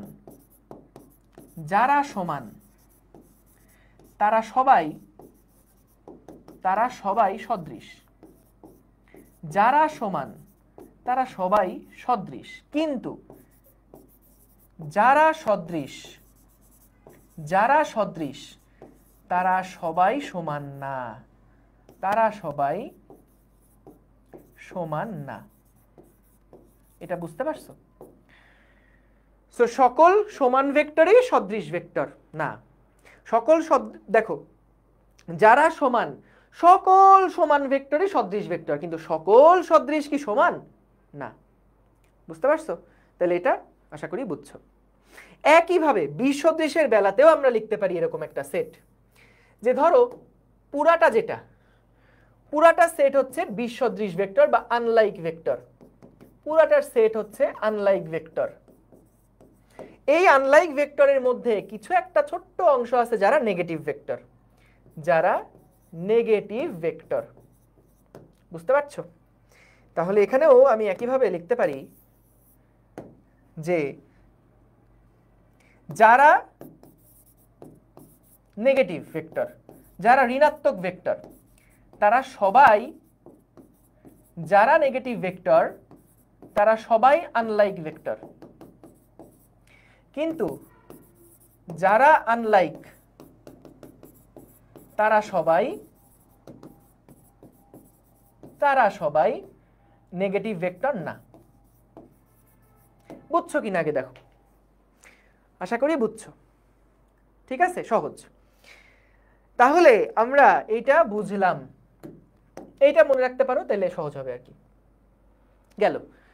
এরপরে আসো সমরেখ ভেক্টর, সমান্তরাল ভেক্টর। মজার ব্যাপার হলো দুইটা জিনিস আসলে একই রকম। না, এটা রিপিট করা যাবে না, এটা আবার দেখে নিবা। একদম সহজ জিনিস, কয়েকবার করে বলা হয়েছে, দেখে নিবা আরেকবার। দেখো সমরেখ ভেক্টর এবং সমান্তরাল ভেক্টর এই দুইটা জিনিস আসলে একই রকম। কিছু কিছু বইতে সমান্তরাল নামটা ব্যবহার করা হয়েছে, আবার কিছু কিছু বইতে সমরেখ এই টার্মটা ব্যবহার করা হয়েছে। ঠিক আছে, কিছু কিছু বইতে সমরেখ, কিছু কিছু বইতে সমান্তরাল। দুইটা জিনিস আসলে একই রকম, দুইটা জিনিস সেম, এইটাও যা এইটাও তাই, সেম একদম। এখন দেখো সমরেখ ভেক্টর এরা কোন দিক বরাবর কাজ করে? একই সরল রেখা বরাবর বা সমান্তরাল বরাবর কাজ করে। সকল সমান ভেক্টরকে আমরা সমরেখ ভেক্টর বলতে পারি, সকল সমরেখ ভেক্টর সমান ভেক্টর নয়। এটা কি জিনিস এটা আমি বলবো। এটা আমাদের কুমিল্লা বোর্ডে অনুধাবনমূলক একটা প্রশ্নে আসছিল, সো এটা নিয়ে পরে আলোচনা করছি। তার আগে দেখো সমরেখ ভেক্টর আসলে কারা। এখানে একটা ছবি দেখতে পাচ্ছ। সো দেখো এইখানে যেটা বোঝায় সমরেখ ভেক্টর, তার মানে তারা আসলে একই লাইন বরাবর বা তার বিপরীত লাইন বরাবর কাজ করছে। সমরেখ ভেক্টর যারা, তারা আসলে একই লাইন বরাবর হতে পারে বা বিপরীত লাইন বরাবর কাজ করছে, এমনটাও বোঝাতে পারে। অর্থাৎ একই রেখা বরাবর থাকবে। দেখো এখানে হলুদ কালারের যে ভেক্টরটা দেখছো, সেইটা কিন্তু এইখানে যে বেগুনি কালারের ভেক্টরটা, তার সাথে সমরেখ এবং সমান্তরাল দুইটাই বলা যাবে। সমরেখ এবং সমান্তরাল দুইটাই বলা যাবে। তাইলে আমাকে বলো তো, এইখানে আমাদের সমরেখ এবং সমান্তরাল হতে হলে এদের মধ্যবর্তী কোণ কত হতে হবে? মধ্যবর্তী কোণ অবশ্যই কত হতে হবে? মধ্যবর্তী কোণ, দুইটা ভেক্টরের মধ্যবর্তী কোণ 0 ডিগ্রি হতে হবে বা 180 ডিগ্রি হতে হবে। হয় 0 ডিগ্রি হতে হবে, না হয় 180 ডিগ্রি হতে হবে মধ্যবর্তী কোণটা। এখন দেখো ভাই, সমান্তরাল তো বুঝতে কোনো সমস্যা নাই, তাই না? সমান্তরাল হলে তো এই যে প্যারালাল আছে দেখেই বোঝা যাচ্ছে। সমান্তরাল যে কোনো ভেক্টরকে সমরেখও বলা যায়, কারণ দেখো আমরা চাইলে ভেক্টরকে শিফট করতে পারি। দেখো এই যে একটা ভেক্টর দেখছো না, ভেক্টরকে যে কোনো জায়গায় কিন্তু নেওয়া যায়, একটা ভেক্টরকে যে কোনো জায়গায় নেওয়া যায়। সো এই যে ভেক্টরটাকে শিফট করলাম, শিফট করে যদি আমি এই রকম জায়গাতে নিয়ে আসি, তাহলে কিন্তু তারা এখন একই রেখা বরাবর হয়ে গেছে। সমরেখ বলার জন্য একই রেখা বরাবর থাকতেও পারে, নাও থাকতে পারে, কিন্তু মধ্যবর্তী কোণ অবশ্যই 0 ডিগ্রি বা 180 ডিগ্রি হওয়া লাগবে। ঠিক আছে? সো তাহলে সমরেখ ভেক্টর যেটা বা সমান্তরাল ভেক্টর যেটা, দুইটা একই জিনিস। কি? জাস্ট মান মান যেমন হোক তেমন হোক, কিন্তু তাদের দিকটা 0 ডিগ্রি হতে হবে বা একই দিকে বা ভিন্ন দিক বরাবর হতে হবে, 0 ডিগ্রি বা 180 ডিগ্রি। সহজ। ঠিক আছে? ইজি। এখন দেখো এখানে আমরা যেই সমরেখ ভেক্টরটার কথা বলি, সমরেখ ভেক্টর বা সমান্তরাল ভেক্টরের কথা বলি, দুইটা কিন্তু একই জিনিস। যেটা বললাম, বিভিন্ন বইতে কোনো কোনো বইতে সমরেখর কথা বলছে, কোনো কোনো বইতে সমান্তরালের কথা বলছে। ঠিক আছে? এখন দেখো পরের যে প্রশ্নটা বললো, দেখো সকল সমান ভেক্টর নাকি সমরেখ ভেক্টর? সকল সমরেখ ভেক্টর সমান ভেক্টর নয়, এইটা কি তুমি আসলে ব্যাখ্যা করতে পারবা? বলো তো, সমান ভেক্টর যদি হতে হয়, সকল সমান ভেক্টর, ভাই সমান ভেক্টর হতে হলে মান সেম হতে হবে, দিক সেম হইতেই হবে। যখন দিক একই রকম তখনই তো এরা সমরেখ ভেক্টর হয়ে গেল। দেখো সমান ভেক্টর যদি হতে হয়, আমি বলি সমান ভেক্টর যারা, সমান ভেক্টর হতে গেলে কি হতে হবে? মান এবং দিক একই হতে হবে সমান ভেক্টর হতে গেলে। সমরেখ ভেক্টরদের কি হয়? যাদের দিক একই দিকে তারা সবাই কি সমরেখ ভেক্টর না? যাদের দিক একই দিকে তারা কি সমরেখ ভেক্টর না? দুইটা ভেক্টরের দিক যদি একই দিকে হয় তাহলে এদেরকে কি আমরা সমরেখ ভেক্টর বলতে পারবো না? এই যে এখানে বললাম দিক একই দিকে। কিন্তু বলতো সমরেখ ভেক্টর তো দুই রকমের হতে পারে, একটা হচ্ছে দিক একই, সমরেখ ভেক্টর তো হতে পারে কি দিক একই হতে পারে বা দিক ভিন্ন হতে পারে, দিক ভিন্ন হতে পারে। আবার সমরেখ ভেক্টরগুলোর মান কি হয়? সেম হতে হয়। মান সেমও হতে পারে, মান আলাদাও হতে পারে, মান আলাদাও হতে পারে, মান আলাদাও হতে পারে। তাইলে ভাইয়া বলো তো দেখি আমরা কি বলতে পারি? যদি কোনো একটা ভেক্টর সমান ভেক্টর হয়, তাহলে যেহেতু সমান ভেক্টর হতে গেলে মান এক, এটা গুরুত্বপূর্ণ না, কিন্তু দিক তো এক, দিক যেহেতু একই দিকে তাহলে আমরা এটাকে সমরেখ ভেক্টর বলতে পারি। কিন্তু যে কোনো সমরেখ দুইটা ভেক্টর যদি নাও, তাহলে এমন একটা সমরেখ ভেক্টর নিলা যাদের দিক ভিন্ন, যাদের মান আলাদা, তাহলে কি তুমি তাদেরকে সমান ভেক্টর বলতে পারবা? পারবা না। তাহলে এটাই এখানে বলছে, সকল সমান ভেক্টর হলেই তারা সমরেখ ভেক্টর হবে, সমান ভেক্টর হলেই তারা কি সমরেখ ভেক্টর হবে, কিন্তু সকল সমরেখ ভেক্টর সমান ভেক্টর নয়। বলো এটা কি বুঝেছো? এইটা কি বুঝতে পেরেছো কিনা? হ্যাঁ, এটা আরেকবার বলবো, এটা একবার বলছি আরেকবার বলবো। Right, Ferdous Hasan Arko, very good, বুঝে গেছে আগেই। একই রেখায় থাকতেও পারে নাও থাকতে পারে, এটা ম্যান্ডেটরি না, মোটেই এটা ম্যান্ডেটরি না। ঠিক আছে? দেখো তাহলে আরেকবার আমরা বলি, আরেকবার বলি, খেয়াল করো। দেখো এই চার্টটার দিকে লক্ষ্য করো, কেবল সবকিছু পড়লা তো মাথার মধ্যে একটু জাগলিং হচ্ছে। তুমি দেখবা এর মতো সহজ জিনিস আসলে আর নাই। সমান ভেক্টর কি ছিল? সমান ভেক্টর তারা ছিল যাদের মান এবং দিক একই রকম, মান এবং দিক একই রকম হতে হয়। এখন বলো তো সমরেখ ভেক্টর হতে গেলে কি দিক একই বা ভিন্ন দিকে হতে হবে? সমরেখ ভেক্টর কারা? যাদের দিক একই দিক ভিন্ন। তাহলে খেয়াল করো, দিক যদি একই রকম হয় তাহলে তো আমরা সমরেখর মধ্যে ফেলে দিতে পারবো যে সমান ভেক্টর হইলে যদি যেহেতু দিক একই তাহলে সমরেখ বলতে পারবো, কোনো সমস্যা নেই। এইটুকু বুঝছো? সমান ভেক্টর যারা তাদের তো দিক একই, যেমন দুইটা সমান ভেক্টর আমি যদি আঁকি, এইটা একটা ভেক্টর, এর সমান ভেক্টর এইটা, এরা কি অবশ্যই সমরেখ না? এরা কি অবশ্যই সমরেখ না? অবশ্যই এরা সমরেখ। কিন্তু বলতো যারা সমরেখ তারা সবাই কি সমান? যেমন এই ভেক্টর এবং এই ভেক্টর এরাও তো সমরেখ, কারণ এদের দিক দেখো একটার একটা বিপরীত দিকে, কিন্তু এদেরকে কি আমি সমান বলতে পারবো না? তো সো তাহলে সমরেখ হতে গেলে তো দিক একই হতে পারে, দিক ভিন্নও হতে পারে। তাহলে দিক যদি ভিন্ন হয় তাহলে তো আমরা এদেরকে আর সমান বলতে পারবো না। তার মানে সকল সমান যদি হয় এরা অবশ্যই সমরেখ। এরা কি? এরা অবশ্যই সমান তো বটেই এবং সমরেখও, কিন্তু সমান এবং সমরেখ।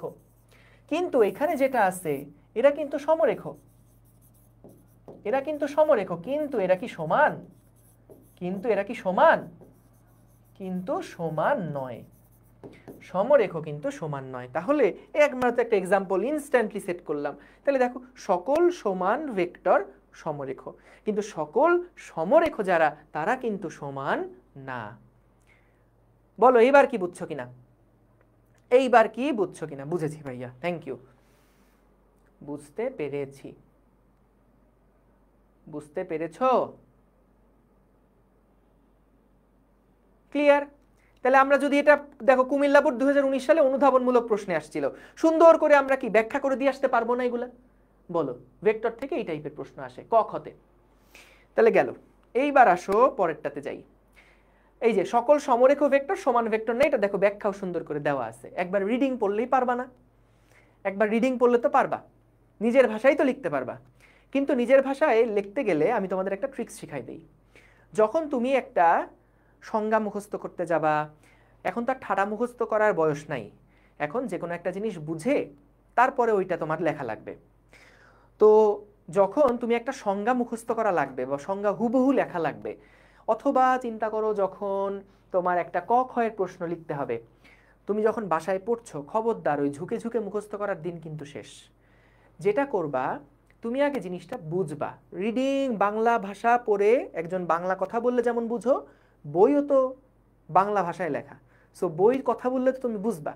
সো বই যেটা বোঝাচ্ছে সেটা তুমি আগে বোঝার চেষ্টা করবা, আগে বুঝে গেলা, এরপরে তুমি ওটা ঢেকে নিজের ভাষায় একটু আওড়াবা বা একবার লেখার চেষ্টা করবা।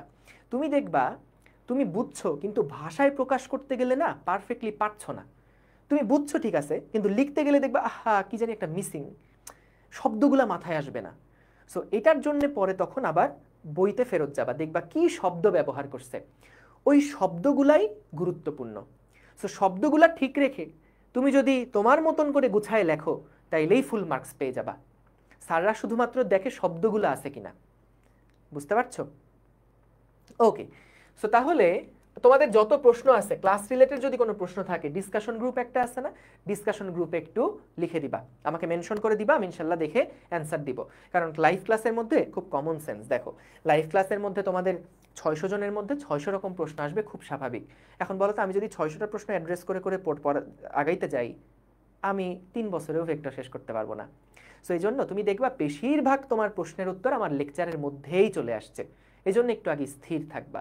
তারপরে যদি কোনো প্রশ্ন এরকম মনে হয় না এটা তো ভাইয়া ক্লাসে অ্যান্সার করাইলো না, বা আমার মনের মধ্যে একটা বিৎক্ষুইটা প্রশ্ন আসছে, দেখি এটা একটু জিজ্ঞাসা করে আসি, তো তখন তুমি ক্লাসে না একবারে চলে যাবা ডিসকাশন গ্রুপে, ওইখানে আমাকে মেনশন করে জিজ্ঞাসা করবা, ইনশাল্লাহ আমি অ্যান্সার দিব।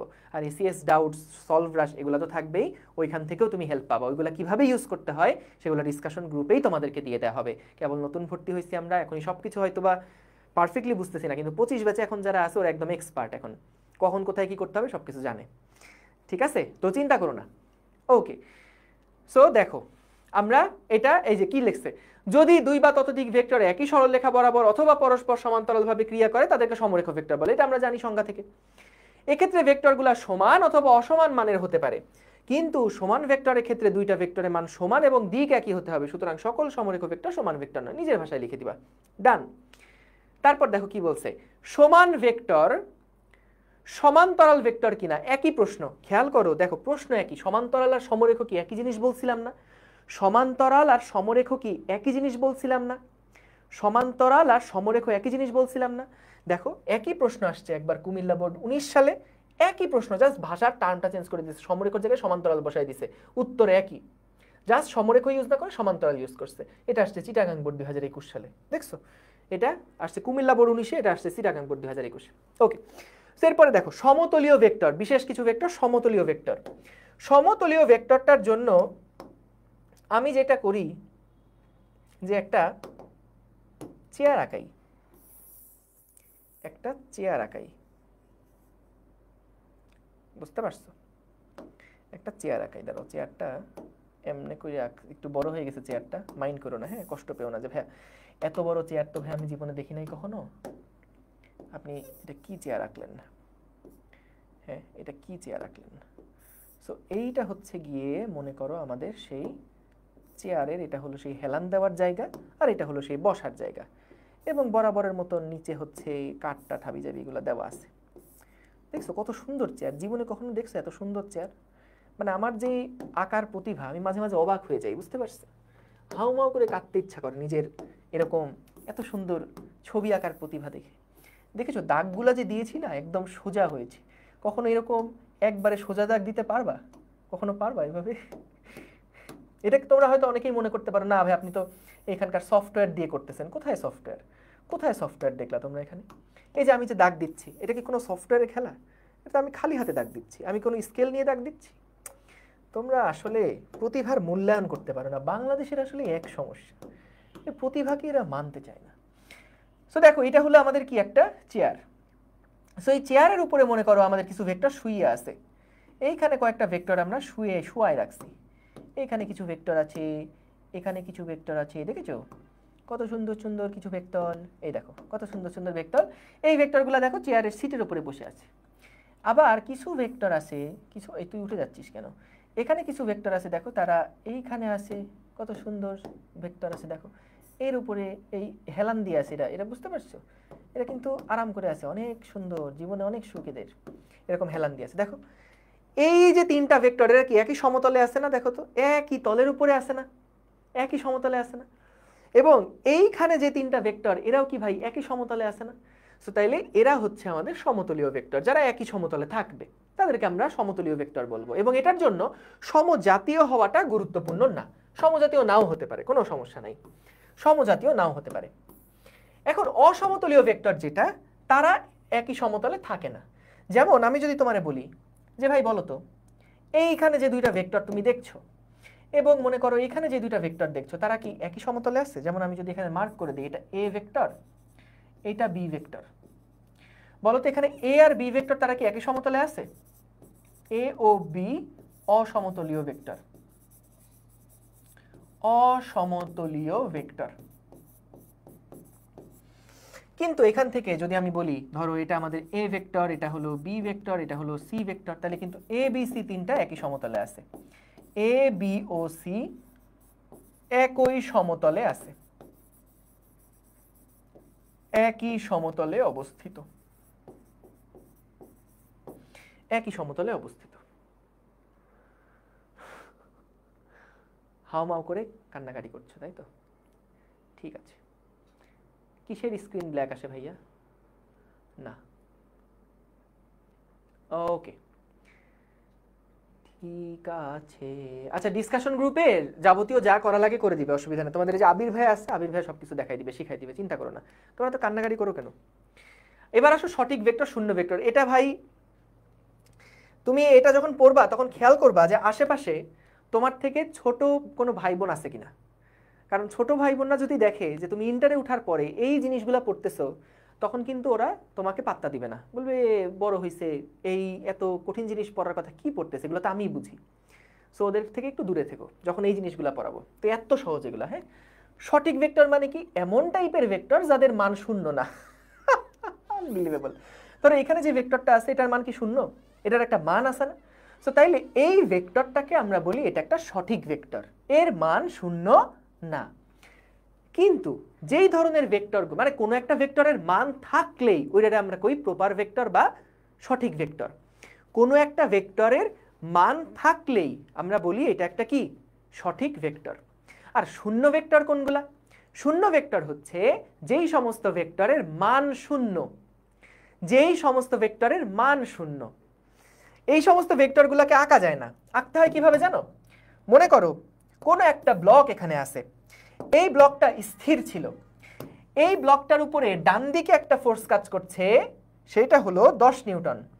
ডান দিকে একটা ফোর্স কাজ করছে, সেটা হলো 10 নিউটন। এবং বাম দিকে সমান 10 নিউটনের একটা ফোর্স কাজ করছে, এটাও হলো 10 নিউটন। বলো তো দেখি, এই দুইটা ভেক্টরকে যদি যোগ করা হয়, দুইটা ভেক্টরের সমষ্টিগত যে ইফেক্টটা, সেটা কত নিউটন হবে বলো তো? 0 নিউটন হবে না? Very good. তাহলে এই যে দুইটার ভেক্টরের যোগ করে তুমি যে নতুন ভেক্টরটা পেলা, তার মান কত? শূন্য না? এটাকেই আমরা বলছি শূন্য ভেক্টর। ভাই ভেক্টর কেন? কারণ বলো তো, আমি যদি দুইটা ভরকে যোগ করি, ধরো আমার ভর 80 কেজি, আমার বন্ধু অপূর্ব, ওর ভর হচ্ছে, ও তো হালকা পাতলা মানুষ, ধরো ওর ভর হচ্ছে 50 কেজি, তাহলে আমাদের দুইটার ভর যখন আমরা যোগ করব, 80 কেজি আর 50 কেজি দুইটা ভর যখন যোগ করব, তখন কত হবে? 130 কেজি হয়ে গেল না? এখন দুইটা যখন যোগ করছি তখনও ছিল কেজি, যোগ করার পরে যে রেজাল্টটা পেলাম এইটাও কি? কেজি। এখন ঠিক একইভাবে দেখো তো, দুইটা ভেক্টর যখন আমরা সমষ্টি করব, যোগ করব, তার আগে তারা ছিল ভেক্টর, তাহলে যোগ করার পরেও তারা কি থাকবে? ভেক্টর থাকবে না? তাদেরকে তো ভেক্টর বলা উচিত। দুইটা ভেক্টর যোগ করে সেটাই স্কেলার হয়ে গেছে, এটা কোনো কথা? দুইটা ভেক্টর যোগ করলে কখনো স্কেলার হবে? বলো। আমাদের দুই বন্ধুর ভর যদি আমরা যোগ করি তাহলে কি সেটা মানে কেজি যেটা ওটা তো কেজিই থাকবে, সেটা কি লিটার হয়ে যাবে নাকি? তা তো না। সো তাহলে দুইটা ভেক্টর তুমি যখন যোগ করছো, যোগ ফলটাও কি হবে? ভেক্টরই হবে, কিন্তু এদের যোগফলটা কত? 0। তাই এদের যোগফলের কারণে যেই ভেক্টরটা আসলো, খেয়াল করো, এদের যোগফলের কারণে যেই ভেক্টরটা আমরা পেলাম সেই ভেক্টরটার নাম আমরা দিছি 0 ভেক্টর। এটা একটা মানে ফালতু ভেক্টর, মানে এটা কেন যে পড়ায়, এটার আসলে খুব একটা যে অ্যাপ্লিকেশন আছে 0 ভেক্টর, এই যে চিনছি 0 ভেক্টর, এটা আসলে সামনের দিকে কোনো অ্যাপ্লিকেশন নাই, জাস্ট ফর্মালিটির জন্য পড়া। কিন্তু এখান থেকে অনেক ধরনের এমসিকিউ আসে, অনেকগুলো এমসিকিউ আসে, তুমি দেখলে কান্নাকাটি শুরু করে দিবা, এত টাইপের এমসিকিউ আসে। এই জন্য এটা স্লাইডের মধ্যে রাখছি, না রাখতামই না, ফালতু জিনিস এগুলো রাখতামই না। সো দেখো, মান শূন্য কি? যেই সমস্ত ভেক্টরগুলার মান 0 তাকে আমরা 0 ভেক্টর বলছি, আর যাদের মান আছে তাদেরকে আমরা সঠিক ভেক্টর বলছি। এখন দেখো, 0 ভেক্টরের বৈশিষ্ট্য এখানে যেগুলো লিখছি না, প্রত্যেকটা লাইন একটা অবজেক্টিভ, প্রত্যেকটা লাইন থেকে বোর্ডে এমসিকিউ আসে, প্রত্যেকটা। ইভেন তুমি জানো না, বিশ্বাস তো করবা না, এখানকার কয়েকটা লাইন থেকে ভার্সিটিতেও প্রশ্ন আসে, একদম হুবহু তুলে দেয়। তাই এই লাইনগুলো গুরুত্বপূর্ণ, একটু দেখো, একটু পড়ি কি বলছে। দেখো এত সহজ, আশেপাশে দেখো ছোট ভাই বোন না থাকে। 0 ভেক্টর, লুকে লুকে পড়ো। যে ভেক্টরের মান 0 তাকে 0 ভেক্টর বা নাল ভেক্টর বলে। পারি? এটা সঠিক ভেক্টর নয়। সঠিক ভেক্টর কারা? সঠিক ভেক্টর যাদের মান 0 না। তাহলে বলো এইটার সঠিক ভেক্টর না, তাহলে কারণ সঠিক ভেক্টরে তো মান থাকে, তাহলে এটা সঠিক ভেক্টর না, বুঝলাম। বলো তো দেখি, 0 ভেক্টর, তার তো আমরা জানি কি একটা ভেক্টরের দৈর্ঘ্য কি নির্দেশ করে? একটা ভেক্টরের দৈর্ঘ্য তার মান নির্দেশ করে। তাহলে মান যদি হয় 0, তাহলে কি তার আদিবিন্দু এবং শীর্ষবিন্দু কি একসাথে মিলে গেছে না? এটাই লিখছে, পাদবিন্দু এবং শীর্ষবিন্দু একই। বুঝলাম। নাল ভেক্টরের মান 0, কি হাস্যকর। দিক নির্দিষ্ট নাই, দেখছো? দিক নির্দিষ্ট নাই। বলতো যখন আদিবিন্দু আর শূন্যবিন্দু এক পয়েন্টে চলে আসলো, তীর চিহ্ন দেওয়ার তো জায়গায় নাই, তাহলে এটা দিকটা কি? দিকটা নির্দিষ্ট নাই, দিক নির্দিষ্ট নাই। এবং দুইটা সমান ভেক্টর বিয়োগ করে 0 ভেক্টর পাওয়া যায়। কি বললো? দুইটা সমান ভেক্টর যদি তুমি বিয়োগ করো, মনে করো এ ভেক্টর এবং এ ভেক্টর, দুইটাকে যদি বিয়োগ করো, ওই যেটা বলতেছিলাম 10 নিউটন, দুইটা 10 নিউটন যদি বিয়োগ করো তাহলে কি হবে? দুইটা সমান ভেক্টরকে যদি বিয়োগ করো তাহলে কিন্তু তুমি 0 ভেক্টর পাবা, 0 ভেক্টর পাবা। এই যে দুইটা 10 নিউটন, এটা 10 নিউটন, এটা 10 নিউটন যদি বিয়োগ করো, তাই না? বিয়োগ করা মানে তো উল্টে দেওয়া। সো তাহলে তখন কিন্তু এটার মান কত হয়ে যাবে? এটা 0 ভেক্টর পাওয়া যাবে। এবং দেখো তো, সমবেগে গতিশীল কণার ত্বরণ 0 ভেক্টর, এটা কি বুঝছো? সমবেগে গতিশীল কণার ত্বরণ কি হয়? 0 হয় না? আচ্ছা, ত্বরণ কি একটা স্কেলার? ত্বরণ তো একটা ভেক্টর, তাহলে ত্বরণ 0 মানে আসলে ওইটা একটা 0 ভেক্টর। এই জন্য বলছে সমবেগে গতিশীল কণার ত্বরণ 0 ভেক্টর, এখান থেকে অবজেক্টিভ আসছে। তাহলে সমবেগে গতিশীল কণার ত্বরণ 0 ভেক্টর, বুঝছি। 0 ভেক্টরে পাদবিন্দু শীর্ষবিন্দু একই, এরকম প্রশ্ন আসে যে নিচের কোণটির পাদবিন্দু এবং নিচের কোণটি 0 ভেক্টরে বৈশিষ্ট্য, তো তখন এগুলো লাগে। তারপর নাল ভেক্টরে মান 0, বুঝছি। দিক নির্দিষ্ট নেই, বুঝছি। এবং দুইটা সমান সমান ভেক্টর যদি বিয়োগ করি, তাহলে কিন্তু আমরা পেয়ে যাব কি? 0 ভেক্টর। এবং সমবেগে গতিশীল কণার ত্বরণ 0 ভেক্টর। ঠিক আছে, গেল, ডান। এইবার আসো, একদম সহজ সহজ কিছু লেখা আছে, এগুলো বাংলা লেখা। একবার যদি রিডিং পড়ো তোমার কনসেপ্ট বোঝা শেষ। রিডিং পড়লে অনুধাবনগুলা পারবা। এটা অনুধাবনমূলক প্রশ্ন। দেখো কি প্রশ্ন আসে একবার দেখি, জাস্ট যেটা দিকে মার্ক করবো ওটার দিকে তাকাবো, অন্য কোনো কিছুর দিকে তাকাবা না। নাল ভেক্টরে সুনির্দিষ্ট দিক নেই কেন? কেন নাই? কারণ ভাই যদি দুইটা ভেক্টর সমান মারামারি করে 0 হয়ে যায়, তার দিক থাকবে কোন দিকে? তাহলে আমরা বুঝছি। এবার আসো ভাষাটা কিভাবে লেখে এটা একবার দেখি। কোন ভেক্টরের নির্দেশক রেখাটির আদিবিন্দু শীর্ষবিন্দু যদি মিলে যায় তবে রেখাংশটা এক বিন্দুতে পরিণত হয়। কি বললো? যে ধরো এই যে আদিবিন্দু এবং শীর্ষবিন্দু দুইটা যদি মিলে যায় তাহলে একটা বিন্দুতে পরিণত হয়। এই ধরনের ভেক্টরকে শূন্য ভেক্টর বা অকার্যকর ভেক্টর বলে। সুতরাং শূন্য ভেক্টর এমন একটা ভেক্টর যার মান শূন্য অবস্থান আছে কিন্তু কোনো নির্দিষ্ট দিক নেই, কারণ আদিবিন্দু শীর্ষবিন্দু এক বিন্দুতে মিলে গেছে। এটাই উত্তর গেল। তারপরে কি আসো স্বাধীন ভেক্টর এবং সীমাবদ্ধ ভেক্টর, এইটা আমরা একটু পড়ি। এই মোজাম্মেল খান আরাফ, কি বুঝি নাই?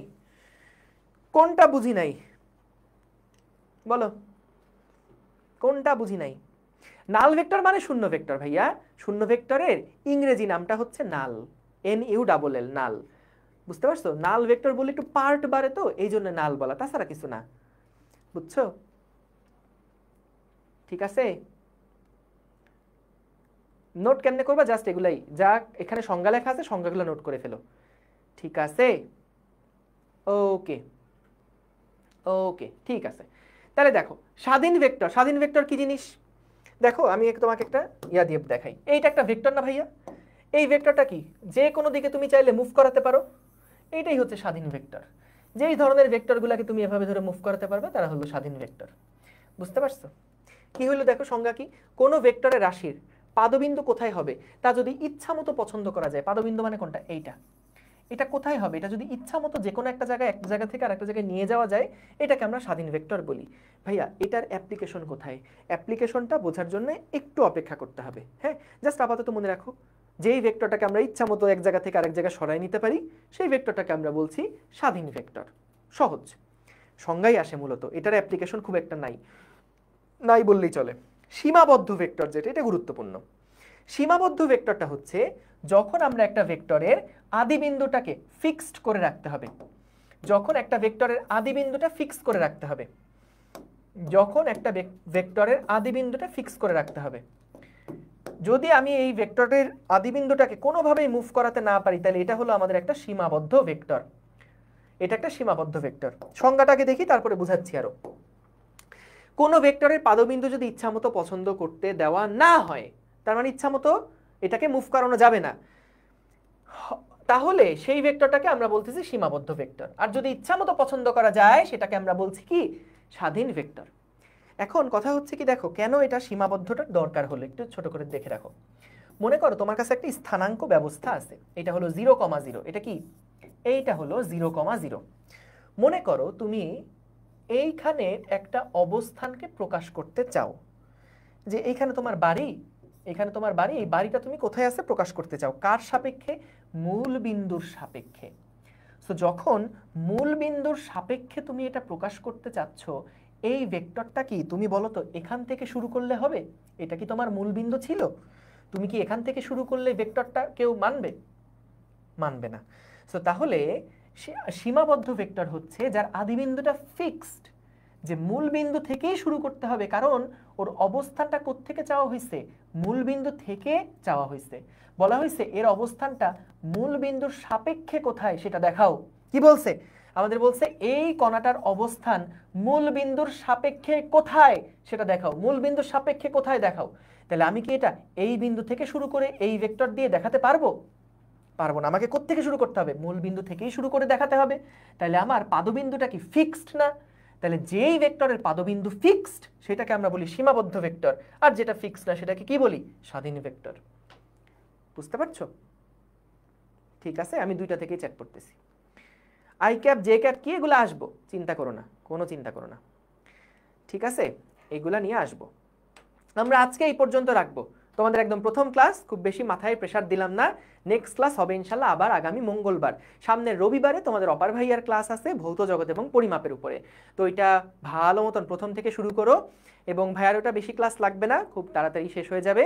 এই চ্যাপ্টারটা তো বড়, এটা একটু সময় লাগবে। ঠিক আছে, সো শেষ। এই যতটুক পড়াইছি আজকে জাস্ট এইটুকু একটু রিভিশন দিও। এরপরে আমরা খুব গুরুত্বপূর্ণ একটা সংজ্ঞা অবস্থান ভেক্টর শুরু করব। ঠিক আছে, সো এগুলা পরে থাকলো। এবং তারপরে কিন্তু দেখো তোমাদের জন্য একই সাথে অনেক অনেক এমসিকিউ আছে, যেগুলা তুমি এগুলা পড়ার পরে তারপরে সব ইনশাল্লাহ অ্যান্সার করতে পারবা। এখনই অনেকগুলো অ্যান্সার করতে পারবা। সো এগুলা থাকুক, এগুলো আমরা টপিক শেষ করার পরে একবারে এমসিকিউ গুলা দেখে ফেলবো। ঠিক আছে, তাহলে যতটুকু পর্যন্ত পড়াইছি এইটুকু তোমরা সবাই একটু কি করবা, রিভাইজ করবা। কখন রিভিশন দিবা? এখনই রিভিশন দাও প্লিজ। তুমি যদি এটা মনে করো ভাই আবার আগামী মঙ্গলবার আছে, মঙ্গলবারের আগে 10 মিনিট আগে বসবো, বসে একবার দেখলেই হয়ে যাবে, না ভাই বিশ্বাস করো হবে না। তুমি দেখবা তখন রিভিশন দিতে হয় ভালো মতন রিভিশন দিতে পারবা না, অথবা রিভিশন দিতে গেলেও তোমার 1 ঘন্টা সময় চলে যাবে। এর জন্য এখনই বসে একবার রিভিশন দাও, সম্ভব হলে কালকে সকালেও একবার রিভিশন দাও। যতটুক পড়াইছি এটা তো কিছুই পড়ানো হয় নাই আজকে, আজকে তো খালি সংজ্ঞা টঙ্গা ছোট্ট ছোট্ট সহজ সহজ জিনিসগুলো আমরা শিখছি। তো এইগুলা কিন্তু বেশি সময় লাগবে না, 5 মিনিট সময় দিলেই আজকের পুরো ক্লাসটা তুমি রিভাইজ করে ফেলতে পারবা। ঠিক আছে? সো তাহলে এইটা তোমরা রিভাইজ করে রাখবা এখন থেকেই। এখন 10 মিনিট সময় নিয়ে একটু একবার খাতাটা একবার চোখ উল্টাও, চোখ উল্টাও না, চোখ একবার ঘুরাও, ঠিক আছে, পাতা উল্টাও। আর হচ্ছে আর কি, আর হচ্ছে আমি এটার স্লাইডটা এখনই আপলোড করে দিচ্ছি। থ্যাংক ইউ সবাইকে, আসসালামু আলাইকুম, আল্লাহ হাফেজ।